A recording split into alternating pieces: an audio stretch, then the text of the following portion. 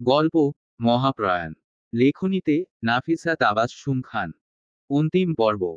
Football শরীর নিয়েই Anastasia রিকার্ডোর হাত থেকে ঝামটি মেরে নিজের হাতটা সরিয়ে ফেলে ক্লান্ত গলায় বলে উঠে, ভুলেও এই সাহস করবে না তুমি। রিকার্ডো বলে উঠে, আমার প্রতি যত রাগ অভিমান আছে তোমার সব মাথা পেতে নিব, কিন্তু আপাতত তোমার ভালোর জন্য যা প্রয়োজন আমি তাই করব। আনাস্তাসিয়া বলে উঠে, আমার ভালো মানে? তুমি আমার সন্তানকে মেরে আমার কি ভালো করবে? এরকম ভালো আমি চাই না। রিকার্ডোর চেহারা করুণ দেখায়। সে বলে উঠে, আমাকে ক্ষমা করো, কিন্তু আমার আর কিছু করার নেই। এটুকু বলেই রিকার্ডো আরন এবং ম্যাথিউকে কক্ষ থেকে বেরিয়ে যাওয়ার জন্য ইশারা দেয়। সাথে সাথে তারা কক্ষ ছেড়ে বেরিয়ে যায়। দরজা লাগিয়ে চারজন দাসী এসে আনাস্তাসিয়ার দুহাত এবং পা চেপে ধরে। সাথে সাথে আনাস্তাসিয়া চিৎকার শুরু করে। তার চিৎকারে প্রাসাদের প্রতিটি দেয়াল যেন ধসে পড়ছে। রিকার্ডো সহ্য করতে পারে না। সে বারান্দায় এসে পড়ে। জোরে জোরে নিঃশ্বাস নিচ্ছে সে। আনাস্তাসিয়াকে সে কি করে বুঝাবে নিজের মনের অবস্থা? আনাস্তাসিয়ার তো মায়ের মন। সে কখনোই রিকার্ডোর কঠোরতার আড়ালে চাপা কষ্ট অনুভব করতে পারবে না। হান্নার খারাপ লাগছে, তবুও তার কিছু করার নেই। সে চুপচাপ আনাস্তাসিয়ার দিকে এগিয়ে যায়। হান্নাহকে এগিয়ে আসতে দেখে আনাস্তাসিয়া ভয় কুঁকড়ে উঠে। চিৎকারের আওয়াজ আরো জোরে শোনা যায় তার। ক্যামিলো তড়িঘড়ি করে বারান্দায় এসে দাঁড়ায় রিকার্ডোর পাশে। আলতো স্বরে বলে উঠে, তুই কি ভেবেচিন্তে এই সিদ্ধান্ত নিয়েছিস বাবা? রিকার্ডো ক্যামিলোর দিকে ফিরে তাকায়। তার চোখ ছলছল করছে। ক্যামিলোর বুক মুচড়ে উঠে। তার মনে নেই সে কখনো রিকার্ডোর চোখে পানি দেখেছে কিনা। রিকার্ডো করুণ স্বরে বলে উঠে, আমার কাছে নাসিয়া সব থেকে গুরুত্বপূর্ণ মা। ওকে ছাড়া সবকিছু অনর্থক আমার জন্য। রিকার্ডোর কথা শেষ হতে না হতেই কক্ষ থেকে আনাস্তাসিয়ার চিৎকার এবং আর্তনাদ ভেসে আসে। সে চিল্লিয়ে বলে উঠে, আমার বাচ্চাকে মেরে তুমি কখনোই আমাকে বাঁচাতে পারবে না রিক। আমি নিজে নিজের জীবন নিয়ে নিব। রিকার্ডো দুহাতে কান চেপে ধরে। তার সহ্য হচ্ছে না এসব। কিন্তু সাথে সাথেই আনাস্তাসিয়ার চিৎকার থেমে যায়। কক্ষ থেকে ভেসে আসে হান্নার চিৎকার। হান্না আনাস্তাসিয়ার নাম ধরে ডাকছে। রিকার্ডো কান থেকে হাত সরিয়ে ফেলে। ভয়ে তার শীতল শরীরে কাঁটা দিয়ে উঠছে। অনেক কষ্টে সে পা বাড়িয়ে কক্ষে প্রবেশ করে। কক্ষে পা রাখতেই রিকার্ডোর ভেতরটা দুমড়ে মুচড়ে উঠে। শরীরের তাল সামলানোর জন্য সে দরজায় এক হাতে ঠ্যাক দিয়ে দাঁড়িয়ে থাকে। হান্নাহ সহ সকলে আনাস্তাসিয়াকে নিয়ে ব্যস্ত হয়ে পড়েছে ইতিমধ্যে।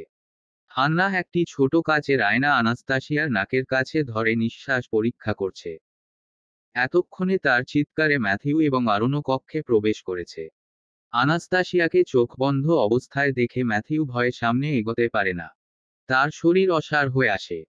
আরোন একবার আনাস্তাসিয়াকে দেখে আবার সামনে রিকার্ডোর দিকে তাকায়। সে দ্রুত গতিতে এগিয়ে যায় রিকার্ডোর কাছে। বলে উঠে, কিছু হবে না অ্যানার। নিজেকে সামলাও। রিকার্ডো যেন পাথরের ন্যায় জমে আছে। তার মন ব্যাকুল হয়ে আছে কেবল এটা শোনার জন্য যে তার নাসিয়া ঠিক আছে। অবশেষে তার ব্যাকুলতা কমিয়ে হান্নাহ বলে উঠে, নিঃশ্বাস নিচ্ছে। কেবল জ্ঞান হারিয়েছে। কিন্তু এখনই ওকে রক্ত পান করানো প্রয়োজন। আনাস্তাসিয়া নিঃশ্বাস নিচ্ছে কথাটুকু শুনে রিকার্ডোর বুকে প্রাণের সঞ্চার হয়। বুকে হাত রেখে চোখ বুজে সে একটা প্রশান্তির নিঃশ্বাস ফেলে। এক মুহূর্তের জন্য তার মাথায় যা ভাবনা উকি দিয়েছিল তা ঝেড়ে ফেলে আনাস্তাসিয়ার দিকে এগিয়ে যায়। আনাস্তাসিয়ার যখন জ্ঞান ফিরে তখন মধ্যরাত প্রায়। জ্ঞান ফিরতেই আনাস্তাসিয়া ফুটবল চোখ জোড়া মেলে তাকায়। চারিদিকে চোখ বুলাতে নিয়ে দেখে রিকার্ডো তার দিকে পিঠ করে বিছানায় বসে আছে। দুহাতের উপর কপাল ঠেকিয়ে চোখ বুজে রয়েছে সে। আনাস্তাসিয়া একবার রিকার্ডোর দিকে তাকিয়ে আবার নিজের দিকে তাকায়। তার মনে পড়ে যায় নিজের সন্তানের কথা। আনাস্তাসিয়া ভয় আঁতকে উঠে। নিজের পেটের উপর হাত রেখে কিছু অনুভব করার চেষ্টা করে। কিন্তু কিছুই অনুভব হচ্ছে না তার। সাথে সাথে আনাস্তাসিয়ার ভয়ার্ত চোখ বেয়ে অশ্রু গড়িয়ে পড়ে। আর্তনাদ করে উঠে সে, আমার বাচ্চা। রিকার্ডো মাথা তুলে ঘাড় ঘুরিয়ে তাকায় আনাস্তাসিয়ার দিকে। আনাস্তাসিয়া সাথে সাথে কাঁদতে কাঁদতে বলে উঠে, মেরে ফেললে আমার বাচ্চাটাকে। শেষমেশ নিজের সন্তানের খুনিও হয়ে গেলে তুমি। রিকার্ডো শান্ত দৃষ্টিতে তাকিয়ে রয় আনাস্তাসিয়ার দিকে। তারপর শীতল স্বরে বলে উঠে, বেঁচে আছে সে। আনাস্তাসিয়ার কান্নার বেগ কমে আসে, কিন্তু কৌতূহল নিয়ে প্রশ্ন করে, তাহলে আমার সব স্বাভাবিক অনুভব হচ্ছে কেন? রিকার্ডো একইভাবে শান্ত স্বরে জবাব দেয়, পিশাচটার রক্তের চাহিদা মিটেছে, তাই তোমাকে জ্বালিয়ে মারছে না আর। আনাস্তাসিয়ার হৃদয় আহত হয়। কম্পিত স্বরে বলে উঠে, যাকে তুমি পিশাচ বলছো সে তোমারও সন্তান রিক, তোমার মনের মায়া দয়া কি মরে গিয়েছে? রিকার্ডো রাগী স্বরে বলে উঠে, সে আমার সন্তান দেখেই তাকে পিশাচ বলছি। পিশাচের সন্তান তো পিশাচই হবে। আর তুমি আমার মায়া দয়ার কথা বলছো? এই বাচ্চা কি একবারও তোমার প্রতি মায়া দয়া দেখাচ্ছে? একদিনেই তোমার কি অবস্থা করে ছেড়েছে দেখছো? তোমার শরীরের সব রক্ত শুষে নিজে বেড়ে উঠছে সে। আনাস্তাসিয়া বলে উঠে, ওর রক্তের তেষ্টা মেটানোর জন্য যা প্রয়োজন হয় তাই করব আমি। তবুও ওকে মারার কথা বলো না আমায়। আমি পারবো না। আনাস্তাসিয়ার কথা শুনে রিকার্ডো অবাক হয়ে তাকায় তার দিকে। বিস্মিত স্বরে বলে উঠে, এই কথা তুমি বলছো নাসিয়া? তুজদুর্গে আমি তোমাকে জোর করে রক্ত পান করিয়েছিলাম দেখে সেদিন তুমি আমার দিকে ঘৃণার দৃষ্টিতে তাকিয়েছিলে। আর আজ স্বেচ্ছায় রক্ত পান করতে চাইছো? আনাস্তাসিয়া মাথা নেড়ে বলে উঠে, ওর জন্য আমি সব পারবো। রিকার্ডো ছলছল নয়নে আনাস্তাসিয়ার পানে তাকিয়ে অস্পষ্ট স্বরে বলে উঠে, আর আমার জন্য? আনাস্তাসিয়া জবাব দিতে পারে না। অসহায় দৃষ্টিতে তাকিয়ে রয়। রিকার্ডো আবার বলে উঠে, ওর জন্য তুমি নিজেকে উৎসর্গ করতে পারবে, কিন্তু আমার জন্য তুমি ওকে উৎসর্গ করতে পারবে না। আনাস্তাসিয়া এবার নিঃশব্দে কাঁদছে। সে কি বলবে? তার জন্য এই পরিস্থিতি সহজ নয়। কিন্তু সে কখনো নিজের সন্তানকে মারার মতো পাপ করতে পারবে না। রিকার্ডো বলে উঠে, আমি এতদিন ভাবতাম তুমি আমাকে সবথেকে বেশি ভালোবাসো। কিন্তু আজ অন্য কেউ এসেছে যার প্রতি তোমার ভালোবাসার পরিধি আমার থেকেও বেশি। তুমি তাকে এতটাই ভালোবাসো যে তার জন্য তুমি নিজের জীবন শেষ করে দিতেও দ্বিধাবোধ করবে না। অথচ আমাকে ভালোবেসে তুমি আমার জন্য জীবিত থাকতে পারবে না। রিকার্ডোর গলার স্বর এবার গম্ভীর হয়। নিজের নমনীয়তা কাটিয়ে সে বলে উঠে, বেশ তবে থাকো তুমি তোমার সন্তানকে নিয়ে। জন্ম দাও ওকে। আমি তোমাকে আর কোনো বাধা দিব না। কিন্তু মনে রাখবে যেই সন্তান আমার থেকে আমার ভালোবাসা ছিনিয়ে নিবে সে কখনো আমার ভালোবাসা পাবে না। এটুকু বলেই রিকার্ডো সাথে সাথে কক্ষ থেকে বেরিয়ে পড়ে। আনাস্তাসিয়ার বুকের ভেতর ঝড় উঠে। উদাস চোখে পেটের উপর হাত রাখে সে আবার ফিসফিসিয়ে বলে উঠে, তুমি যা শুনেছ সব ভুল। তোমার বাবা তোমাকে ভালোবাসে। কথাটুকু বলে আনাস্তাসিয়া আবার নির্জীব নয়নে তাকিয়ে রয়। তার খুব ইচ্ছে করছে রিকার্ডোকে জড়িয়ে ধরে কাঁদতে। কিন্তু রিকার্ডো পাষাণ, নির্দয়। আনাস্তাসিয়ার প্রতি ভালোবাসা তাকে জগতের সবথেকে স্বার্থপর পিতা বানিয়ে দিচ্ছে। যা সহ্য হয় না আনাস্তাসিয়ার। সে চায় রিকার্ডো তাদের সন্তানকে ভালোবাসুক, কাছ থেকে অনুভব করুক। আনাস্তাসিয়া না থাকলে তো তার বাচ্চার সবথেকে আপন বলতে কেবল রিকার্ডোই থাকবে। আনাস্তাসিয়া মনে মনে ভাবে সে কি দেখে যেতে পারবে তার সন্তানকে, নাকি সেই সুযোগটাও পাবে না সে। এসব ভাবনা আনাস্তাসিয়ার হৃদয়কে ফুরবল করে তুলে। মনে মনে বলে, ভাগ্য তুমি খুব নিষ্ঠুর। সম্পূর্ণ রাজ্যে ঘোষণা করা হলো কাউন্টেস আনাস্তাসিয়া মা হতে চলেছে। রাজ্যে ছড়িয়ে পড়ল উৎসবের আমেজ। এত বছর পর আবার বুখারেস্ট প্রাসাদে নবজাতকের কান্নার আওয়াজ ভেসে উঠবে ভাবতেই সকলে বেশ খুশি। রাজ্যের অসংখ্য প্রজারাই আশীর্বাদ স্বরূপ আনাস্তাসিয়ার জন্য বিভিন্ন উপহার পাঠায়। কিন্তু রাজপ্রাসাদের কেউই এই সন্তানের আগমনে সম্পূর্ণ খুশি হতে পারছে না। কারণ দিনকে দিন আনাস্তাসিয়ার শারীরিক অবস্থা আরও বেগতিক হচ্ছে। শরীর শুকিয়ে হাড়টি ভেসে উঠছে। চেহারা দিন দিন রক্তশূন্যতায় ফ্যাকাশে হয়ে যাচ্ছে। যদিও 3 বেলা আনাস্তাসিয়াকে রক্ত দেওয়া হচ্ছে পান করার জন্য, তবুও রক্তশূন্যতার পরিমাণ দিন দিন বেড়েই চলেছে। মাত্র 32 দিনেই পেট অনেকটা ফুলে উঠেছে। হান্নাহ জানিয়েছে ভ্যাম্পায়ারের সন্তানের বৃদ্ধি এত দ্রুত হওয়াই স্বাভাবিক। বাকি সবাই আনাস্তাসিয়ার সাথে স্বাভাবিকভাবে কথা বললেও কেবল রিকার্ডোই স্বাভাবিক হতে পারেনি। এমন নয় যে সে আনাস্তাসিয়াকে অবহেলা করছে, উল্টো তার সবকিছুর দিকে খেয়াল রাখছে। কেবল আগের মতো প্রয়োজন ছাড়া কথা বলছে না তার সাথে, আর সারারাত বেশিরভাগই প্রাসাদের বাহিরে কাটায়। এ নিয়ে আনাস্তাসিয়ার কষ্টের শেষ নেই। প্রায় রাত জেগেই সে আপনমনে পেটের উপর হাত রেখে তার সন্তানের সাথে কথা বলে সময় পার করে। আজকাল তো বাচ্চাটা নিজের অস্তিত্বের জানান দেওয়াও শুরু করে দিয়েছে। প্রায়শই আনাস্তাসিয়ার পেটে লাথি মারে সে। নিজ কক্ষে বিছানায় বসে ক্যামেলিয়ার সাথে খেলা করছে আনাস্তাসিয়া। রিকার্ডো টেবিলে বসে কিছু কাগজপত্র দেখছিল।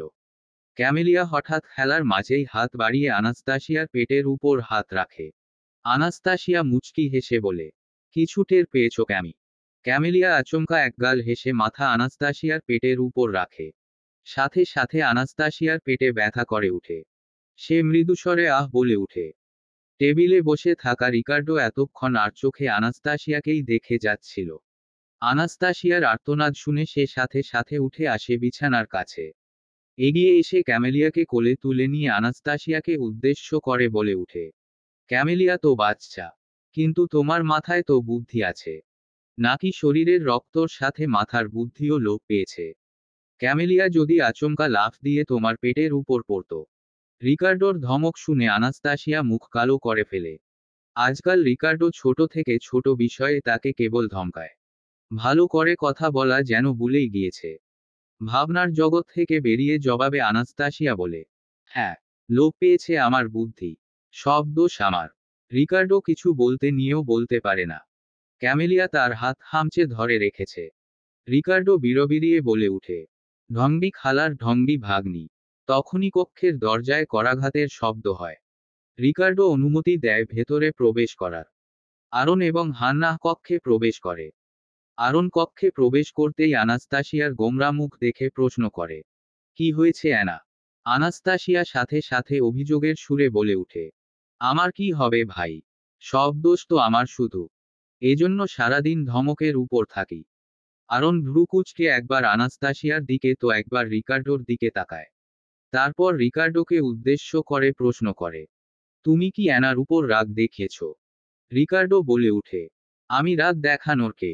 এখানে সবকিছু তো একজনের মর্জিতেই চলে। সে যা ইচ্ছা করতে পারবে, কিন্তু তাকে কেউ কিছু বলতে পারবে না। আরন একটা দীর্ঘশ্বাস ফেলে বলে উঠে, বুঝতে পেরেছি তোমাদের সমস্যা। ইঁদুর এবং বিড়ালের মতো ঝগড়া না করলে তোমাদের চলে না। রিকার্ডো এবং আনাস্তাসিয়া সাথে সাথে চেঁচিয়ে একসাথে বলে উঠে, কে ইঁদুর এবং কে বিড়াল? একসাথে কথাটা বলেই রিকার্ডো এবং আনাস্তাসিয়া একে অপরের দিকে চাওয়াচাওয়ি করে। আরন ক্যামেলিয়াকে রিকার্ডোর কোল থেকে তুলে নিয়ে বলে উঠে, আপাতত আমার মেয়ের ঘুমানোর সময় হয়ে যাচ্ছে। আমি যাই। এটুকু কথা বলেই আরন দরজার কাছে গিয়ে আবার ফিরে তাকায়। রিকার্ডোকে উদ্দেশ্য করে বলে উঠে, তুমি ইঁদুর। তারপর আনাস্তাসিয়ার দিকে তাকিয়ে বলে উঠে, এবং তুমি বিড়াল। কথাটুকু বলে এক মুহূর্ত অপেক্ষা করে না আরন। সাথে সাথে বেরিয়ে পড়ে। আরনের বলে যাওয়া শেষ কথা শুনে হান্না হেসে দেয়। সাথে সাথে রিকার্ডো এবং আনাস্তাসিয়া তার দিকে চোখ গরম করে তাকায়। তা দেখে হান্নার হাসি থেমে যায়। সে আমতা আমতা করে হাতের ট্রে দেখিয়ে বলে উঠে, আমি তো কেবল কাউন্টেসের জন্য রক্ত নিয়ে এসেছি। এটা বলেই হান্না হাতের ট্রেটা আনাস্তাসিয়ার সামনে রেখে বলে উঠে, আমি যাই এখন। এটা বলেই হান্না সেখান থেকে কেটে পড়ে। কক্ষে রয়ে যায় কেবল রিকার্ডো এবং আনাস্তাসিয়া। রিকার্ডো একটা দীর্ঘশ্বাস ছেড়ে এসে আনাস্তাসিয়ার পাশে বসে। তারপর অন্যদিকে তাকিয়ে থেকেই প্রশ্ন করে, বেশি ব্যথা পেয়েছ? আনাস্তাসিয়া মাথা নেড়ে বলে উঠে, সামান্য। রিকার্ডো আর কোনো কথা না বলে ট্রেতে থাকা বাটির ঢাকনা তুলে। বাটিতে টকটকে লাল তাজা রক্ত। রক্ত দেখেই আনাস্তাসিয়ার মানব সত্তার ঘৃণায় গা গুলিয়ে আসে। কিন্তু তার মধ্যে থাকা তার সন্তানের পৈশাচিক সত্তা রক্ত তৃষ্ণায় ততক্ষণে কাতর। আনাস্তাসিয়া সাথে সাথে বাটিটা হাতে তুলে এক চুমুকে সম্পূর্ণ রক্ত শেষ করে ফেলে। রিকার্ডো আনাস্তাসিয়ার রক্তপানের দিকে নির্মল দৃষ্টিতে তাকিয়ে রয়। সে কখনোই আনাস্তাসিয়ার জন্য এমন জীবন চায়নি।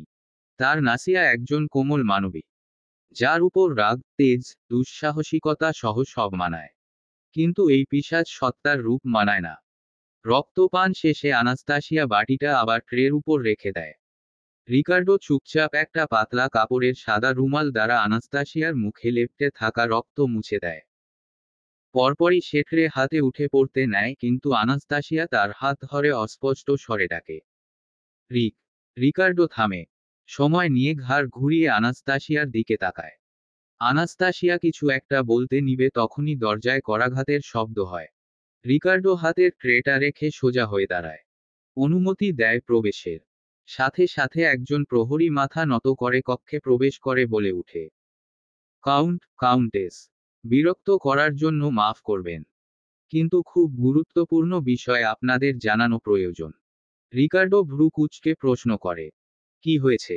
প্রহরী মাথা নত রেখেই ভীত স্বরে জবাব দেয়, প্রায় 1000 জন প্রজা একত্রিত হয়ে প্রাসাদের দিকে এগিয়ে আসছে। রিকার্ডো চিন্তিত সুরে বলে উঠে, মানে? প্রহরী বলে উঠে, তাদের উদ্দেশ্য হয়তো বিদ্রোহ করা। কাউন্ট। আনাস্তাসিয়া এবং রিকার্ডো দুজনেই একে অপরের দিকে একবার তাকায়। আনাস্তাসিয়া অস্পষ্ট স্বরে বলে উঠে, বিদ্রোহ। রিকার্ডো কাপড় বদলে তলোয়ার নিয়ে তৈরি হচ্ছে। আনাস্তাসিয়া ক্লান্ত পায়ে তার পিছু পিছু ঘুরঘুর করছে আর চিন্তিত সুরে প্রলাপ পারছে। তৈরি হওয়া শেষ হতেই রিকার্ডো আচমকা পিছনে ফিরে আনাস্তাসিয়াকে কোলে তুলে নেয়। আনাস্তাসিয়া হকচকিয়ে বলে উঠে, কি করছো? রিকার্ডো আনাস্তাসিয়াকে বিছানায় বসিয়ে দিয়ে চাদর টেনে তার কোমর পর্যন্ত দিয়ে দেয়। তারপর বলে উঠে, চুপচাপ আমি ফেরার আগ পর্যন্ত এভাবেই বসে থাকবে তুমি। মেঝেতে যদি পা পড়ে তোমার তাহলে কৃষ্ণ সাগর কত প্রকার এবং কি কি সবকিছুর সাথে পরিচয় করিয়ে আনব। রিকার্ডোর ধমক খেয়ে আনাস্তাসিয়া দমে যায় কিছুটা, কিন্তু প্রশ্ন করা থামায় না। মিনমিনিয়ে প্রশ্ন করে, তুমি তলোয়ার হাতে কেন যাচ্ছ? ওরা কি তোমার উপর আক্রমণ করবে? কারো সাধ্য নেই আমার কিছু করার। চিন্তা করে নিজের শরীর আর ফুটবল করবে না তুমি। এটুকু বলেই দরজার কাছে এগিয়ে যায় রিকার্ডো। দরজা খুলে বের হতে নিলেই দেখে আরন এবং ম্যাথিউ দরজার সামনে দাঁড়িয়ে আছে। রিকার্ডো আরনকে উদ্দেশ্য করে বলে, ক্যামেলিয়া একা? না, ও ঘুমিয়ে পড়েছে। হান্না আছে ওর পাশে। রিকার্ডো মাথা নেড়ে এগিয়ে যায়। ম্যাথিউ এবং আরনও তার পিছু পিছু হাঁটা ধরে। কক্ষে একা বসে থাকা আনাস্তাসিয়া মনে মনে প্রার্থনা করতে থাকে যেন সবকিছু ঠিক থাকে। প্রাসাদের মূল ফটকের বাহিরে ভিড় করে দাঁড়িয়ে আছে সহস্র প্রজা। হাতে তাদের বিভিন্ন ধরনের তলোয়ার। সকলেই প্রাসাদের ভেতর প্রবেশ করার চেষ্টা চালাচ্ছে। কিন্তু প্রধান সেনাপতি স্টেফেনের তত্ত্বাবধানে পরিচালিত সেনাদের প্রতিরোধ উপেক্ষা করে কেউই এগোতে পারছে না। প্রাসাদের মূল দরজার বাহিরে দাঁড়িয়ে থাকা স্টেফেন তীক্ষ্ণ স্বরে চেঁচিয়ে বলে উঠে, যেই অকৃতজ্ঞ আক্রমণের চেষ্টা করবে সবগুলোর গর্দান যেন মাটিতে পড়ে। এটুকু বলেই সে নিজের তলোয়ার বের করার জন্য উদ্যত হয়। কিন্তু তখনই সশব্দে তার পিছনে প্রাসাদের প্রধান দরজা খোলার শব্দ হয়। স্টেফেনের হাত থেমে যায়। সে ঘাড় ঘুরিয়ে পিছনে ফিরে তাকায়। রিকার্ডো রাজকীয় ভঙ্গিতে হেঁটে আসছে। তার পিছু পিছু আরন এবং ম্যাথিউ আসছে। স্টেফেন সাথে সাথে একপাশ হয়ে সরে দাঁড়ায়। রিকার্ডো তার সামনে দিয়ে যাওয়ার সময় সে বলে উঠে, আপনি কক্ষে ফেরত যান কাউন্ট। আমি সবকটাকে ওদের আসল জায়গা চিনিয়ে দিব। বিদ্রোহ করার ফল কি তা ভালো করে টের পাবে মূর্খগুলো। রিকার্ডো স্টেফেনের কথার জবাব না দিয়ে নিজের মতো প্রধান ফটকের দিকে এগিয়ে যেতে থাকে। কোনো প্রত্যুত্তর না পেয়ে স্টেফেনও আরন এবং ম্যাথিউর সাথে রিকার্ডোর পিছু হাঁটা ধরে। প্রধান ফটকের সামনে গিয়েই রিকার্ডো জোর গলায় বলে উঠে, ফটক খোলা হোক। রিকার্ডোর আদেশ শুনে প্রহরীরা একে অপরের দিকে চাওয়াচাওয়ি করে। কিছুটা সংকোচ কাজ করছে তাদের মধ্যে। রিকার্ডো আবার জোরে চেঁচিয়ে বলে উঠে, কথা কি কানে যায়নি? সাথে সাথে প্রহরীরা তড়িঘড়ি করে প্রধান ফটকটা খুলে দেয়। রিকার্ডোকে প্রধান ফটক দিয়ে বেরিয়ে আসতে দেখে বিদ্রোহীদের মধ্যে শোরগোল আরও বেড়ে যায়। ক্ষিপ্ত হয়ে উঠে তারা। রিকার্ডো দুহাত পিঠের পিছনে ভাঁজ করে দাঁড়িয়ে চারিদিকে একবার চোখ বুলায়। বেশ উগ্র অবস্থা। সেনাদের সুরক্ষা জাল পেরিয়ে ভেতরে প্রবেশের জন্য বিদ্রোহীরা আপ্রাণ চেষ্টা করে যাচ্ছে। রিকার্ডো হিংস্র স্বরে হুঙ্কার দিয়ে বলে উঠে, যেই বিদ্রোহী এই প্রাসাদের ভেতর পা রাখার সাহস দেখাবে তার লাশ আমি এত টুকরো করে ছাড়ব যে কেউ লাশের হদিস মিলাতে পারবে না। বিদ্রোহীদের শোরগোল কিছুটা কমে, কিন্তু তাদের ক্ষিপ্ত মুখশ্রী এখনো আগের মতোই আছে। একজন বিদ্রোহী জোর গলায় বলে উঠে, দেখো তোমরা সবাই, ভালো করে দেখো, কোন পিশাচকে সিংহাসনে বসিয়েছ, যে নিজের প্রজাদের মেরে ফেলার হুমকি দেয়। ম্যাথিউর রক্ত গরম হয়ে আছে এতক্ষণ ধরে। বিদ্রোহীর কথা শুনে তার রাগ আরো চওড়া হয়। সে বলে উঠে, আর যে প্রজারা নিজেদের কাউন্টের বিরুদ্ধে বিদ্রোহ করার দুঃসাহস দেখায় তাদের কি বলা উচিত? অকৃতজ্ঞ এবং বিশ্বাসঘাতকের দল। আরেকজন বিদ্রোহী বলে উঠে, তাহলে কি আমরা চুপ করে থাকবো নাকি? আর কতদিন নিজেদের সিংহাসনে একজন রক্তচোষা পিশাচকে শাসন করতে দেখব? রিকার্ডোর কানে এসে বিঁধছে কথাগুলো। সে শান্ত স্বরে বলে উঠে, কোনো প্রজা বুকে হাত রেখে বলতে পারবে আমি তাদের সাথে পিশাচের ন্যায় আচরণ করেছি? আরেকজন বিদ্রোহী চেঁচিয়ে বলে উঠে, এই পিশাচের কথায় বিশ্বাস করো না ভাইয়েরা। এ কেবল আমাদের বোকা বানাতে চাইছে। এই পিশাচ সিংহাসনে থাকলে আজীবন আমাদের রোমানিয়ান সাম্রাজ্য পিশাচদের কবলেই থাকবে। একে সিংহাসনচ্যুত করতেই হবে। কথাটা শেষ হতেই আবার বিদ্রোহীরা ক্ষিপ্ত হয়ে আক্রমণ করে। এবার আগের তুলনায় আরো জোরদার ভাবে। স্টেফেন, আরন, ম্যাথিউ তিনজনই ক্রোধান্বিত হয়ে পড়ে। ভিড়ের মধ্যে একজন বিদ্রোহী বলে উঠে, এই পিশাচকে মেরে সবাই প্রাসাদের ভেতর থেকে এর স্ত্রীকে টেনে এনে জনসম্মুখে মেরে ফেলবে। না হয় এই পিশাচের স্ত্রীর গর্ভের সন্তানও পিশাচ হয়ে এই দুনিয়ায় আসবে আমাদের শাসন করার জন্য। কথাটা বলেই সেই লোকসহ আরো কয়েকজন বিদ্রোহী জোরালোভাবে সেনাদের সুরক্ষা জাল পেরিয়ে ভেতরে প্রবেশ করে। কিন্তু চোখের পলকেই একটি লোমহর্ষক ঘটনা ঘটে যায়, সকলেই মুহূর্তে থেমে যায়। সুরক্ষা জাল পেরিয়ে ভেতরে প্রবেশ করা তিনজনের দেহ টুকরো টুকরো হয়ে পড়ে আছে নিচে। চোখের পলকেই রিকার্ডো তলোয়ারের সাহায্যে তিনটি দেহের এই হাল করেছে। সাথে সাথে রিকার্ডো মাথা তুলে তাকায় সামনের বিদ্রোহীদের দিকে। তার চেহারায় লেপ্টে আছে সদ্য খুন হওয়া তিনটি লাশের তাজা রক্ত। রক্তমাখা চেহারায় হিংস্র দৃষ্টিতে রিকার্ডোকে ভয়ঙ্কর দেখাচ্ছে। দাঁত কিরমিরিয়ে রিকার্ডো বলে উঠে, আমার নাসিয়া কোনো পিশাচের স্ত্রী নয়। আমার নাসিয়া সম্পূর্ণ পবিত্র। যেই পবিত্রতা পিশাচকে পাপ ছাড়তে বাধ্য করেছে। আর আমার সন্তানও কোনো পিশাচ নয়। সে নিষ্পাপ। সেই পিশাচ হয়ে জন্মাবে না। সে নাসিয়ার পবিত্রতারও অংশ। এটুকু বলেই সাথে সাথে রিকার্ডো ঢিল মেরে হাত থেকে তলোয়ারটা ছুঁড়ে ফেলে চিল্লিয়ে বলে উঠে, আমার স্ত্রী সন্তানকে মারার কথা যে চিন্তাও করবে আজ তাদের সকলের লাশ দিয়ে এখানে সমাধি তৈরি করব আমি আর তাদের রক্তে নিজের পিশাচ সত্তাকে স্নান করাবো। কথাটুকু বলে রাগে ফোঁসফাঁস করতে থাকে রিকার্ডো। জোরে দু তিনবার শ্বাস নিয়ে সে বলে উঠে, আমি কাউন্ট রিকার্ডো আলবার্ট কথা দিচ্ছি রোমানিয়ান সাম্রাজ্য আজীবন পিশাচদের শাসনে চলবে না। আমার সন্তান পিশাচ হয়ে জন্মাবে না। রিকার্ডোর কথা শুনে সকলেই তার দিকে ফ্যালফ্যাল করে তাকিয়ে আছে। ম্যাথিউ বুঝতে পারছে না তার ভাইয়ের কথার অর্থ।